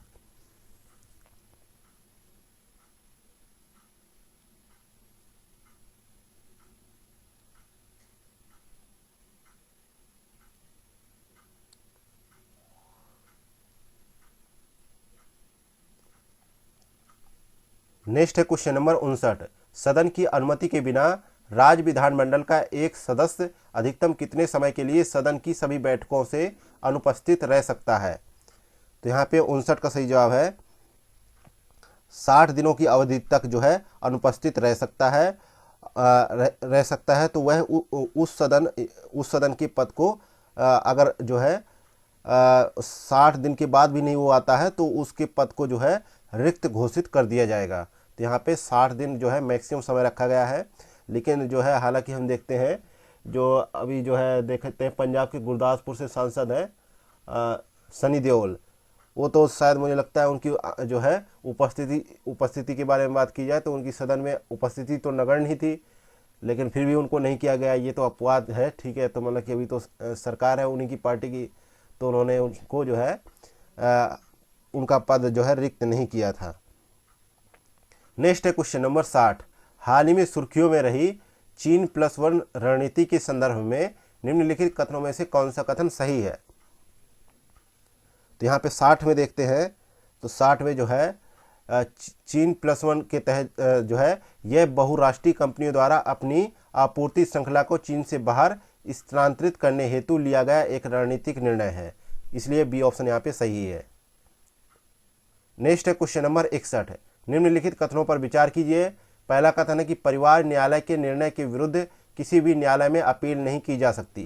दूसरा कथन है कि परिवार न्यायालय अधिनियम 1984 के तहत राज्य सरकार द्वारा उच्च न्यायालय के परामर्श से परिवार न्यायालयों की स्थापना का प्रावधान किया गया है। तो उपर्युक्त कथनों में से कौन सा कथन सही है?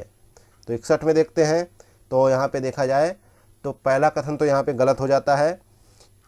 पहला कथन तो यहाँ पे गलत हो जाता है क्योंकि जो है परिवार न्यायालय अधिनियम 1984 या कुटुंब न्यायालय अधिनियम 1984 की जो विशेषताएं हैं उसके तहत देखा जाए, क्या देखा जाए कि यह जो है राज्य सरकारों को जो है कहा गया है कि यह जो है राज्य सरकारों द्वारा उच्च न्यायालय के जो है परामर्श से परिवार न्यायालयों की स्थापना का प्रावधान तो करता है, लेकिन जो है परिवार न्यायालय के निर्णय के विरुद्ध किसी भी न्यायालय में अपील नहीं की जाती है।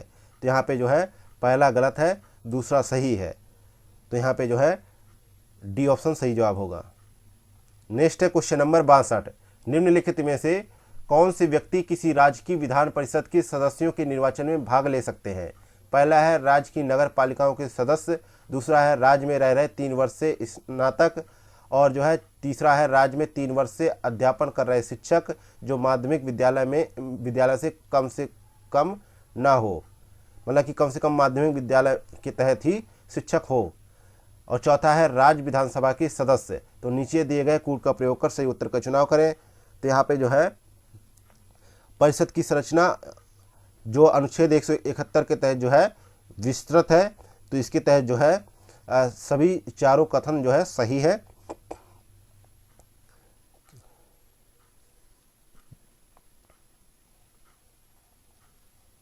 नेक्स्ट है क्वेश्चन नंबर 63 नंबर क्वेश्चन है कि भारत के संविधान के अनुसार जिला न्यायाधीश पद के अंतर्गत निम्नलिखित में से कौन से न्यायाधीश शामिल होते हैं? पहला है अपर जिला न्यायाधीश, दूसरा है संयुक्त जिला न्यायाधीश, तीसरा है लघुवाद न्यायालय के मुख्य न्यायाधीश, चौथा है मुख्य प्रेसिडेंसी मजिस्ट्रेट, पांचवा है सेशन न्यायाधीश। तो यहाँ पे जो है देखा जाए तो संविधान के भाग 6 के अनुच्छेद 233 से 237 में जो है अधीनस्थ न्यायालयों के संगठन को विनियमित करने और न्यायपालिका से उनकी जो है स्वतंत्रता को सुनिश्चित करने के लिए प्रावधान किए गए हैं, जिसके तहत जो है प्रमुख पद शामिल किए जाते हैं। जिला न्यायाधीश के पद के अंतर्गत प्रमुख जो है पद शामिल किए जाते हैं। तो इसलिए यहाँ पे डी ऑप्शन सही जवाब होगा कि ये पांचों जो है जिला न्यायाधीश के अंतर्गत आते हैं। नेक्स्ट है क्वेश्चन नंबर 64। मंत्रिपरिषद को पद एवं गोपनीयता की शपथ कौन दिलाता है?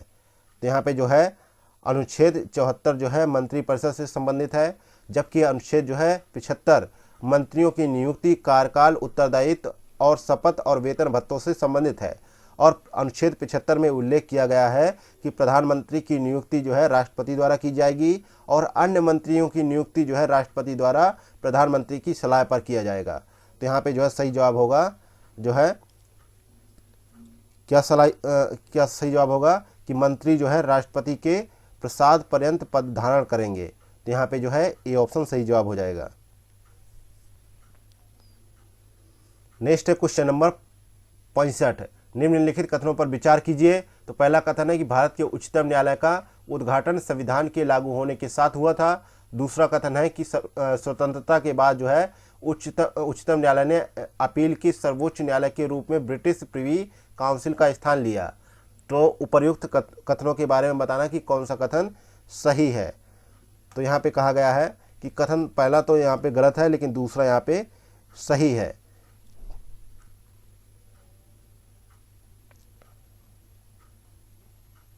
नेक्स्ट है क्वेश्चन नंबर 66।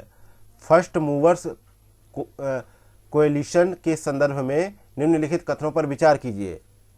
तो यह 7 औद्योगिक क्षेत्रों को डिकार्बोनाइज करने की एक वैश्विक पहल है। दूसरा कथन है कि हाल ही में भारत ने वर्ल्ड इकोनॉमिक फोरम की first movers coalition leadership meeting में भाग लिया है। तो यहाँ पे देखा जाए कि कौन सी कथन सही है, तो दोनों ही कथन यहाँ पे सही है। सी ऑप्शन यहाँ पे सही जवाब है। कोएलिशन का गठन करने वाली जो है 50 प्लस कंपनियों द्वारा जो है शून्य कार्बन प्रौद्योगिकियों के व्यवसायीकरण के लिए एक शक्तिशाली बाजार संकेतक प्रेषित करने का प्रयास किया गया है, जिससे जो है एक लक्ष्य रखा गया है। नेक्स्ट है क्वेश्चन नंबर 67।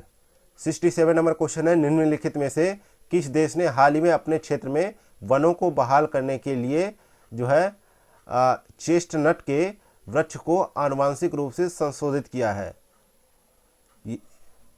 शाहबलूत जिसे कहा जाता है। तो ये इस देश का नाम बताना है आपको। तो इसका नाम है संयुक्त राज्य अमेरिका। ए ऑप्शन यहाँ पे सही जवाब है। नेक्स्ट है क्वेश्चन नंबर 68। किसी राज्य के राज्यपाल के संदर्भ में निम्नलिखित कथनों पर विचार कीजिए। पहला कथन है कि वह ऐसी उपलब्धियों, भत्तों, विशेषाधिकारों के लिए अधिकृत है जैसा राष्ट्रपति द्वारा निर्धारित किया जाए। और दूसरा कथन है कि जब वह 2 या 2 से अधिक राज्यों का राज्यपाल होता है तो उसे देय, उपलब्धियां और भत्ते संसद द्वारा निर्धारित मानकों के हिसाब से राज्यों द्वारा साझा किए जाते हैं। तो उपर्युक्त कथनों में से बताना है कौन से कथन सही है। तो यहाँ पे जो है दोनों ही कथन जो है यहाँ पे गलत हो जाते हैं, क्योंकि जो है वह संसद द्वारा निर्धारित सभी प्रकार की उपलब्धियों, भत्तों और विशेषाधिकारों के लिए अधिकृत होता है।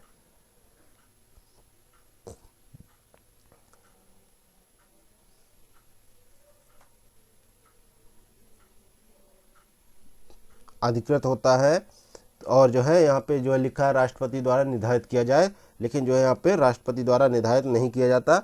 और जबकि जो है एक व्यक्ति 2 या 2 से अधिक राज्यों का राज्यपाल होता है तो उसे देय, उपलब्धियां और भत्ते राष्ट्रपति द्वारा निर्धारित मानकों के हिसाब से राज्य द्वारा साझा किए जाएंगे, ना कि संसद द्वारा। तो ये भी स्टेटमेंट गलत हो जाता है, ये भी गलत हो जाता है।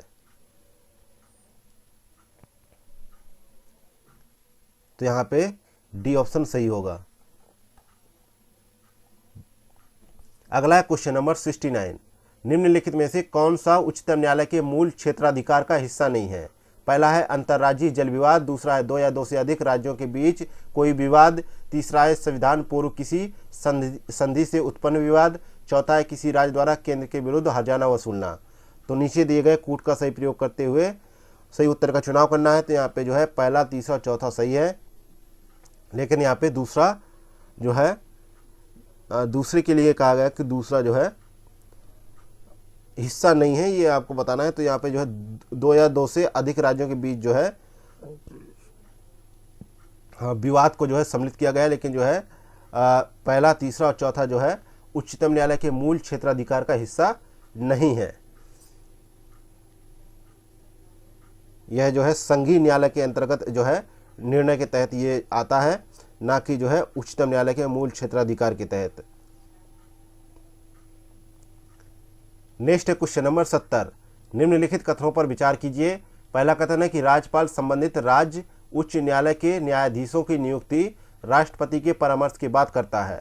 दूसरा कथन है कि किसी राज्य में जिला न्यायाधीशों की नियुक्ति, पद स्थापना और पदोन्नति राज्य के राज्यपाल द्वारा उच्च न्यायालय के परामर्श से की जाती है। तो उपर्युक्त कथनों में से कौन सा कथन यहाँ पे सही है? तो यहाँ पे 70 का देखा जाए तो 70 में देखा जाता है सही के लिए पूछा गया है। तो दूसरा कथन तो सही है, लेकिन पहला कथन यहाँ पे गलत हो जाता है कि जो है राष्ट्रपति द्वारा संबंधित राज्य उच्च न्यायालय के न्यायाधीशों की नियुक्ति करते समय राज्यपाल से परामर्श किया जाता है।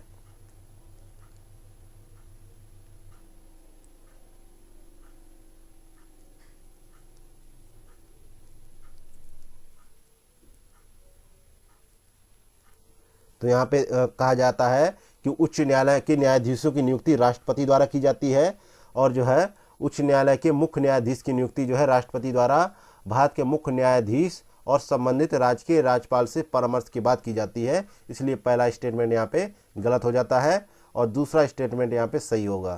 तो यहाँ पे बी ऑप्शन सही जवाब होगा। अगला क्वेश्चन नंबर 71, निम्नलिखित में से किन्हें आनुपातिक प्रतिनिधित्व प्रणाली द्वारा एकल संक्रमणीय मत के माध्यम से निर्वाचित किया जाता है? पहला है लोकसभा के सदस्य, दूसरा है राज्यसभा के सदस्य, तीसरा है राज्य विधान परिषद के सदस्य, चौथा है भारत के उपराष्ट्रपति। तो यहाँ पे सही उत्तर का चुनाव करना है। तो यहाँ पे सही जवाब है दूसरा, तीसरा और चौथा जो है संक्रमणीय मत के माध्यम से निर्वाचित किए जाते हैं। लेकिन जो है पहला जो है लोकसभा के सदस्य जो है कहाँ से निर्वाचित आते हैं? जनता के द्वारा निर्वाचित होकर आते हैं। इसलिए यहाँ पे पहला गलत है, बाकी जो है सही है। अगला क्वेश्चन नंबर 72, लोकसभा के उपाध्यक्ष के संदर्भ में निम्नलिखित कथनों पर विचार कीजिए। पहला कथन है, जब भी उसे किसी संसदीय समिति के सदस्य के रूप में नियुक्त किया जाता है तो वह स्वतः ही इसका अध्यक्ष बन जाता है। दूसरा है कि उसके निर्वाचन की तिथि राष्ट्रपति द्वारा निश्चित की जाती है। तीसरा है वह लोकसभा अध्यक्ष के अधीनस्थ होता है। तो यहाँ पे बताना है कितने कथन सही है। तो यहाँ पे जो है पहला कथन सही है कि जब भी उसे किसी संसदीय समिति के सदस्य के रूप में नियुक्त किया जाता है तो वह स्वतः ही इसका अध्यक्ष बन जाता है। लेकिन उसके निर्वाचन की तिथि राष्ट्रपति द्वारा निश्चित की जाती है, ऐसा कुछ भी जो है प्रावधान नहीं है, क्योंकि जो है लोकसभा अध्यक्ष की तरह उपाध्यक्ष भी लोकसभा द्वारा सदस्यों के रूप में चुना जाता है और अध्यक्ष चुने जाने के बाद उपाध्यक्ष को चुना जाता है। उपाध्यक्ष के चुनाव की तिथि अध्यक्ष द्वारा जो है निर्धारित की जाती है। जब भी उपाध्यक्ष का पद रिक्त हो जाता है तो लोकसभा उस रिक्त स्थान को भरने के लिए किसी अन्य सदस्य को चुनती है। इसलिए यहाँ पे दूसरा स्टेटमेंट गलत हो जाता है। और जो है उपाध्यक्ष जो है लोकसभा अध्यक्ष के अधीनस्थ नहीं है, तो और वह प्रत्यक्ष रूप से सदन के प्रति उत्तरदायी है। तो यहाँ पे जो है दूसरा स्टेटमेंट, तीसरा भी गलत हो जाता है। तो यहाँ पे केवल पहला स्टेटमेंट सही है। अगला क्वेश्चन नंबर 73, नगर निगमों के संदर्भ में निम्नलिखित कथनों पर विचार कीजिए। पहला है कि परिषद जो है नगर निगम की एक विधायी शाखा है जिसमें निर्वाचित और नाम निर्दिष्ट दोनों सदस्य शामिल होते हैं। दूसरा है महापौर का मुख्य कार्य परिषद की बैठकों की अध्यक्षता करना है। तीसरा है नगर आयुक्त जो है निगम का मुख्य कार्यकारी अधिकारी होता है। तो उपर्युक्त कथनों में से कितने कथन सही नहीं है? तो यहाँ पे जो है सही नहीं है, तो उपर्युक्त में से कोई भी सही नहीं है, क्योंकि जो है गलत के लिए पूछा गया है। लेकिन यहाँ पे देखा जाए तो सारे कथन जो है सही है। तो नेक्स्ट है क्वेश्चन नंबर 74, उपराष्ट्रपति के संदर्भ में निम्नलिखित कथनों पर विचार कीजिए। पहला कथन है कि उसके चुनाव के लिए निर्वाचक मंडल में राज्य विधानसभाओं के सदस्य शामिल नहीं होते हैं। दूसरा कथन है कि उसके निष्कासन के लिए औपचारिक महाभियोग की आवश्यकता नहीं होती है। तो उपर्युक्त कथनों में से कौन सा कथन सही है? तो यहाँ पे दोनों ही कथन सही है। और जो है ये देश का जो है दूसरा सर्वोच्च पद होता है और आधिकारिक क्रम में वरीयता के आधार पर उसका पद जो है राष्ट्रपति के बाद आता है। और उपराष्ट्रपति का पद जो है अमेरिकी उपराष्ट्रपति की तर्ज पर बनाया गया है। इसके अलावा जो है राष्ट्रपति की तरह उपराष्ट्रपति को सीधे जनता द्वारा नहीं बल्कि अप्रत्यक्ष निर्वाचन विधि द्वारा चुना जाता है और वह एक जो है निर्वाचक मंडल के सदस्यों द्वारा चुना जाता है जिसमें संसद के दोनों सदनों के सदस्य भाग लेते हैं। और जो है इसमें जो है राज्य विधानसभाओं के सदस्य शामिल नहीं होते। तो यहाँ पे पहला जो है स्टेटमेंट सही है। और जो है उसके जो है उपराष्ट्रपति के निष्कासन के लिए औपचारिक महाभियोग की आवश्यकता नहीं होती है। तो ये भी यहाँ पे सही है, क्योंकि जो है उसे राज्यसभा के सभी तत्कालीन सदस्यों के बहुमत से संकल्प पारित करके हटाया जा सकता है और इस पर लोकसभा की सहमति आवश्यक है। तो यहाँ पे दोनों स्टेटमेंट सही है।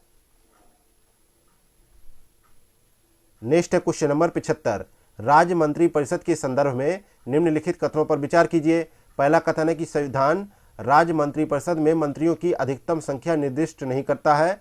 दूसरा कथन है कि मंत्री परिषद द्वारा राज्यपाल को दी गई सलाह की जांच किसी भी न्यायालय में नहीं की जाएगी। तो उपर्युक्त कथनों में से बताना है कि कौन सा सही है। तो यहाँ पे जो है संविधान में राज्य मंत्री परिषद के आकार एवं मंत्रियों के पद को निर्दिष्ट नहीं किया गया है और मुख्यमंत्री द्वारा समय और परिस्थिति की आवश्यकताओं के अनुसार इसका निर्धारण किया जा सकता है। लेकिन जो है 91वें संविधान संशोधन जो 2003 में हुआ, उसके तहत जो है अनुच्छेद 164 में एक नया अनुच्छेद 164(1)(a) जोड़ा गया, जिसमें कहा गया कि किसी राज्य मंत्रिपरिषद में मुख्यमंत्री सहित मंत्रियों की कुल संख्या उस राज्य की विधानसभा के सदस्यों की कुल संख्या के 15% से अधिक नहीं होनी चाहिए, और इसी के साथ जो है किसी राज्य के मुख्यमंत्री सहित मंत्रियों की संख्या 12 से कम भी नहीं होनी चाहिए। तो इसलिए पहला स्टेटमेंट यहाँ पे गलत हो जाता है, लेकिन जो है दूसरा स्टेटमेंट यहाँ पे सही भी है, तो यहाँ पे सही है, तो बी ऑप्शन यहाँ पे सही जवाब होगा। अगला है क्वेश्चन नंबर 76।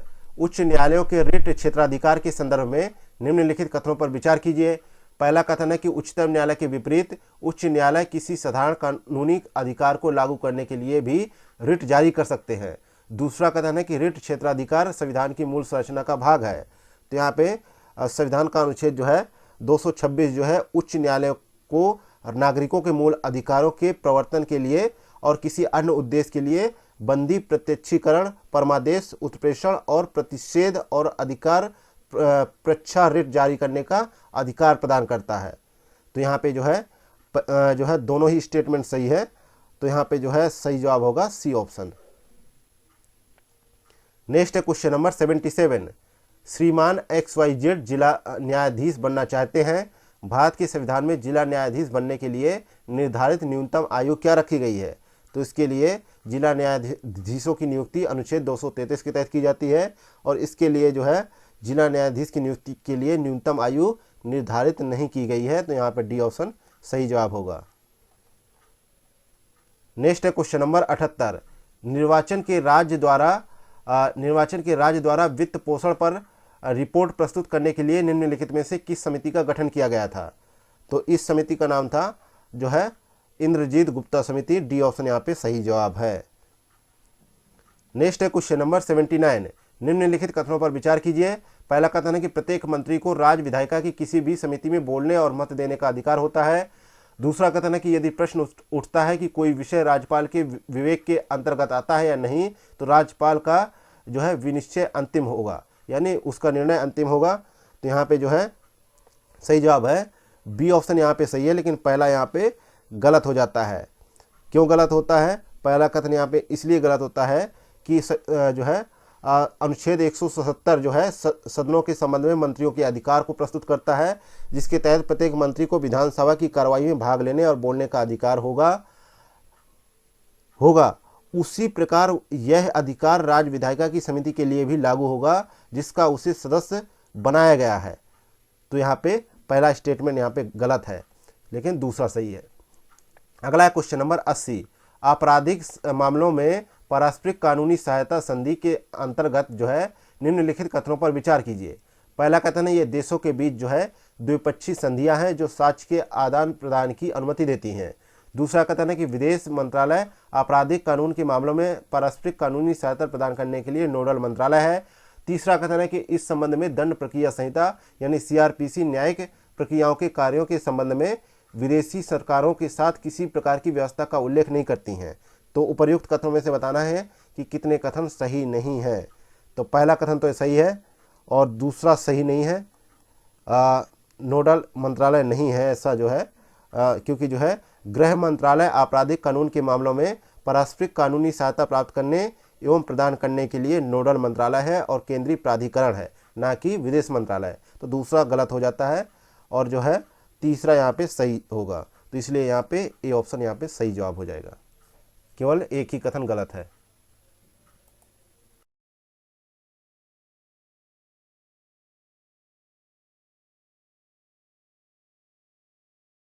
नेक्स्ट है क्वेश्चन नंबर 81। भारतीय संविधान के संदर्भ में निम्नलिखित में से किनमें भारत में स्थानीय स्वशासन से संबंधित प्रावधान शामिल हैं? तो भाग 9, भाग 3 अनुच्छेद 324, भाग 4 अनुच्छेद 280। तो ये जो है सही जवाब है पहला, चौथा और पांचवा, भाग 9, भाग 4 और अनुच्छेद 280 में। इसका बहुत बड़ा एक्सप्लेनेशन है, तो आप लोग PDF दे दी जाएगी, तो इसको पढ़ लीजिएगा। नेक्स्ट है क्वेश्चन नंबर 82। हाइपरसोनिक प्रौद्योगिकी प्रदर्शन वाहन के संदर्भ में निम्नलिखित कथनों पर विचार कीजिए। पहला कथन है कि यह जो है रैमजेट इंजन द्वारा संचालित मानव रहित प्रदर्शन विमान है। दूसरा है यह जो है प्रणोदन के लिए वायुमंडलीय ऑक्सीजन का उपयोग करता है। तो उपर्युक्त कथनों में से कौन सा कथन सही है? तो ये जो है यहाँ पे दूसरा कथन सही है, लेकिन पहला गलत है, क्योंकि जो है यह जो है हाइपरसोनिक प्रौद्योगिकी प्रदर्शन वाहन एक जो है स्क्रैम जेट इंजन द्वारा संचालित स्वदेशी रूप से विकसित प्रदर्शन वाहन है, ना कि मानव रहित। तो यहाँ पे पहला गलत हो जाता है, दूसरा सही हो जाता है। अगला है क्वेश्चन नंबर 83। राज्य विधानमंडल में धन विधेयक के संदर्भ में निम्नलिखित कथनों पर विचार कीजिए।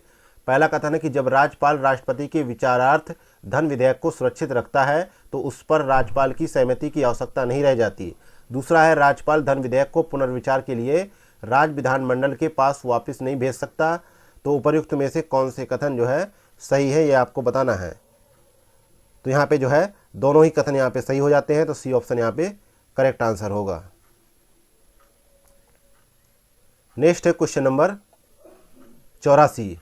क्वेश्चन नंबर 84 है कि निम्नलिखित में से कौन राज्य विधानमंडल के विशेषाधिकारों का लाभ प्राप्त कर सकता है? पहला राज्यपाल, दूसरा राज्य के महाधिवक्ता, तीसरा राज्य मंत्री।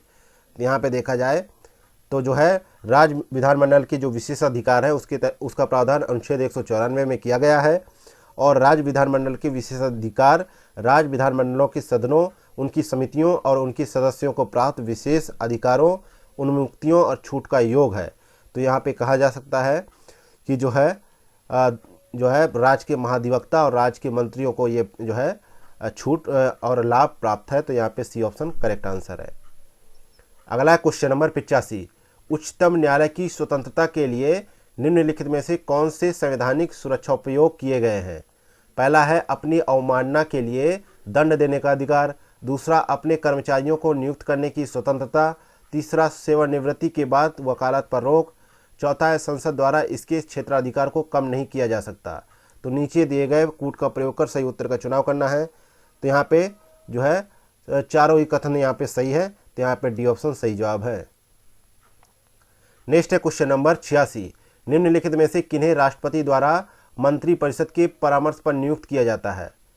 पहला है वित्त आयोग के अध्यक्ष और उसके सदस्यों को, दूसरा है निर्वाचन आयोग के अध्यक्ष और उसके सदस्यों को, तीसरा है भारत के महान्यायवादी यानी अटॉर्नी जनरल और सॉलिसिटर जनरल को। तो नीचे दिए गए कूट का प्रयोग करते हुए सही उत्तर का चुनाव करना है। तो यहाँ पे देखा जाए तो जो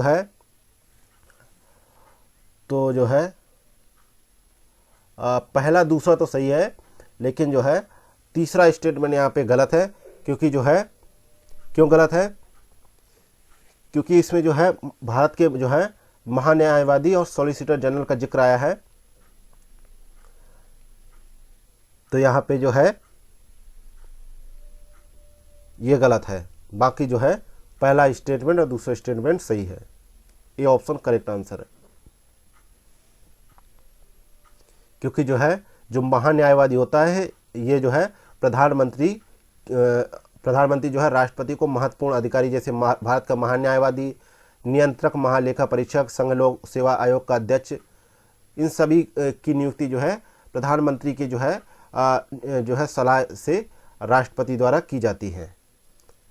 नेक्स्ट है क्वेश्चन नंबर 87। 87 नंबर क्वेश्चन है कि निम्नलिखित में से कौन से देश जो है विक्टोरिया झील की सीमा को स्पर्श करते हैं? पहला तंजानिया, दूसरा युगांडा, चौथा रवांडा, तीसरा रवांडा, चौथा केन्या। तो यहाँ पे जो है 87 का सही जवाब क्या होगा? जो है विक्टोरिया झील और इसके जो है वनस्पति जात एवं प्राणी जात लगभग जो है 45 मिलियन लोगों की जो है आजीविका में सहयोग करते हैं, जिसके तहत जो है तंजानिया जो है 51%, युगांडा 44%, केन्या 5% के साथ सीमा साझा करते हैं। तो यहाँ पे जो है सही जवाब क्या होगा? तंजानिया, युगांडा और जो है केन्या, रवांडा नहीं होगा। तो यहाँ पे जो है सही जवाब होगा सी ऑप्शन। नेक्स्ट है क्वेश्चन नंबर 88। विपक्ष के नेता के संदर्भ में निम्नलिखित कथनों पर विचार कीजिए। पहला कथन है कि विपक्ष के नेता का पद एक संवैधानिक पद है, और दूसरा कथन है कि सदन की कुल संख्या के 10वें हिस्से या उससे अधिक सदस्य संख्या वाले सबसे बड़े विपक्षी दल के नेता को उस सदन में विपक्ष के नेता के रूप में मान्यता दी जाती है।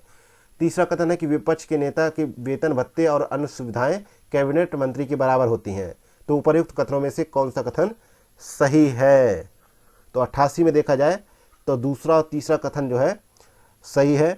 लेकिन जो है संवैधानिक पद के लिए बात हो रही है।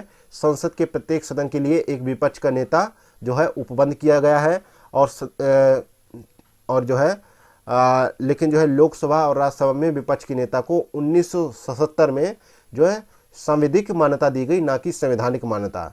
तो यहाँ पे जो है पहला स्टेटमेंट गलत हो जाता है, लेकिन दूसरा तीसरा सही है। नेक्स्ट है क्वेश्चन नंबर 89।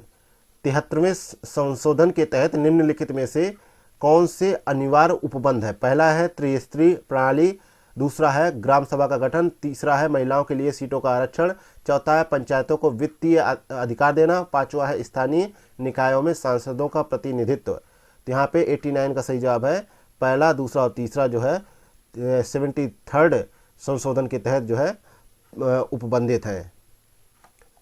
अगला है क्वेश्चन नंबर 90। 90 नंबर क्वेश्चन है विषाणु विज्ञान के संदर्भ में निम्नलिखित में से कौन सा जो है पुनर्संकलन का सर्वोत्तम वर्णन है?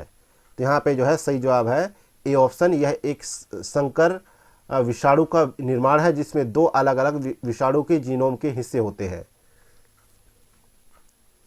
अगला है क्वेश्चन नंबर 91। संविधान में निम्नलिखित में से किन्हें संसद के सदस्य के रूप में निर्वाचित होने के लिए स्पष्ट रूप से अयोग्यता के आधार के रूप में वर्णित किया गया है? पहला, वह संघ या राज्य सरकार के अधीन कोई लाभ का पद धारण करता हो, वह जो है अनुन्मोचित दिवालिया हो, और जो है उसे अस्पृश्यता, दहेज और सती प्रथा जैसे सामाजिक अपराधों का प्रचार करने और इनमें संलिप्तता के लिए दंडित किया गया हो। तो यहाँ पे 91 का सही जवाब क्या होगा? जो है पहला दूसरा कथन जो है सही है, लेकिन जो है तीसरा कथन यहाँ पे गलत है।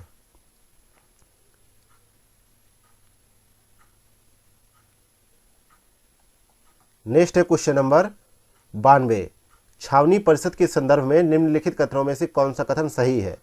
तो छावनी परिषद के लिए सही कथन है कि स्टेशन को कमांड करने वाला सैन्य अधिकारी छावनी परिषद की बैठकों की अध्यक्षता करता है। ये जो है यहाँ पे सही है। और जो है छावनी अधिनियम 2006 के तहत जो है इसको जो है अधिनियमित किया गया, और ये केंद्र सरकार का जो है अधिनियमित कानून है। नेक्स्ट है क्वेश्चन नंबर 93। बासमती चावल के संदर्भ में निम्नलिखित कथनों पर विचार कीजिए। पहला कथन है कि इसकी खेती ज़्यादातर भारतीय उपमहाद्वीप में की जाती है। दूसरा कथन है कि हाल ही में भारतीय खाद्य सुरक्षा एवं मानक प्राधिकरण ने बासमती चावल के लिए मानक अधिसूचित किए हैं। यहाँ पे 93 का क्या होगा सही जवाब? कि दोनों ही कथन जो है सही है, जो है सी ऑप्शन यहाँ पे सही है। इसके अलावा वर्ष 2019 तक जो है बासमती चावल के अंतर्राष्ट्रीय व्यापार में भारत की हिस्सेदारी लगभग 65% पहुँच गई, जबकि शेष 35% हिस्सेदारी पाकिस्तान की थी। भारत में पंजाब, हरियाणा, हिमाचल प्रदेश, दिल्ली, उत्तराखंड, उत्तर प्रदेश, जम्मू कश्मीर के जो विशिष्ट भाग हैं उनमें ये बासमती चावल उगाए जाते हैं। नेक्स्ट है क्वेश्चन नंबर 94। निम्नलिखित में से कौन सा कथन सही है? पहला है कि भारत का राष्ट्रपति संसद का अभिन्न अंग होता है। दूसरा कथन है कि संसद के दोनों सदनों द्वारा पारित विधेयक राष्ट्रपति की सहमति के बिना कानून नहीं बन सकता है। तो उपर्युक्त कथनों में से कौन से कथन सही है? तो यहाँ पे जो है केवल पहला कथन सही है। ए ऑप्शन यहाँ पे सही है। कथन पहला और दूसरा दोनों सही है, और कथन दूसरा जो है सेकंड की सही व्याख्या कर रहा है, क्योंकि जो है संविधान के तहत भारत की संसद में 3 भाग होते हैं। पहला राष्ट्रपति, दूसरा राज्यसभा और तीसरा लोकसभा। और भारत का राष्ट्रपति संसद के किसी भी सदन का सदस्य नहीं होता और संसद की बैठकों में भाग नहीं लेता। वह संसद का अभिन्न अंग होता है। ऐसा इसलिए क्योंकि संसद के दोनों सदनों द्वारा पारित विधेयक राष्ट्रपति की सहमति के बिना कानून नहीं बन सकता है। अगला क्वेश्चन नंबर 95। स्थायी लोक अदालतों के संदर्भ में निम्नलिखित कथनों पर विचार कीजिए। पहला कथन है कि स्थायी लोक अदालतें विधिक सेवा प्राधिकरण अधिनियम 1987 के तहत स्थापित की जाती हैं। दूसरा कथन है कि स्थायी लोक अदालत का निर्णय जो है अंतिम और पक्षकारों के लिए बाध्यकारी होता है। तो यहाँ पे 95 को देखते हैं, तो सी ऑप्शन यहाँ पे सही जवाब होगा। दोनों ही जो है कथन सही है। नेक्स्ट है क्वेश्चन नंबर 96। 96 नंबर क्वेश्चन कह रहा है कि किसी राज्य के राज्यपाल को पद की शपथ कौन दिलाता है? तो यहाँ पे सही जवाब है संबंधित राज्य के उच्च न्यायालय के मुख्य न्यायाधीश इसको शपथ दिलाते हैं। सी ऑप्शन यहाँ पे सही जवाब है। नेक्स्ट है क्वेश्चन नंबर 97 ओट्टन थुल्लाल के संदर्भ में निम्नलिखित कथनों पर विचार कीजिए। यह कला विज्ञान और चिकित्सा की सामंजस्यपूर्ण समन्वय के लिए प्रसिद्ध केरल का एक प्राचीन युद्ध कला रूप है। दूसरा कथन है कि ऐसा माना जाता है कि इसे शिकारियों द्वारा जंगलों में जानवरों की लड़ने की तकनीक को देखकर विकसित किया गया है। तो उपर्युक्त कथनों में से कौन सा कथन सही है? तो 97 में यहाँ पे देखते हैं जो है दोनों में से कोई भी कथन सही नहीं है। डी ऑप्शन यहाँ पे सही जवाब है, क्योंकि जो है कथकली एवं कुडियाट्टम जैसे अधिक जटिल नृत्य रूपों के विपरीत यह कला जो है अपनी साधारण शैली के लिए प्रसिद्ध है। और यह जो है थुल्लाल जो है केरल का गायन और नृत्य कला का एक रूप है। यह कला अपने हास्य और सामाजिक व्यंग्य के लिए प्रसिद्ध है। तो यहाँ पे जो है पहला कथन गलत हो गया। और जो है दूसरा कथन के लिए भी बात करें तो दूसरा कथन भी यहाँ पे गलत हो जाता है कि ये जो है शिकारियों के तहत जो है ये किया जाता है।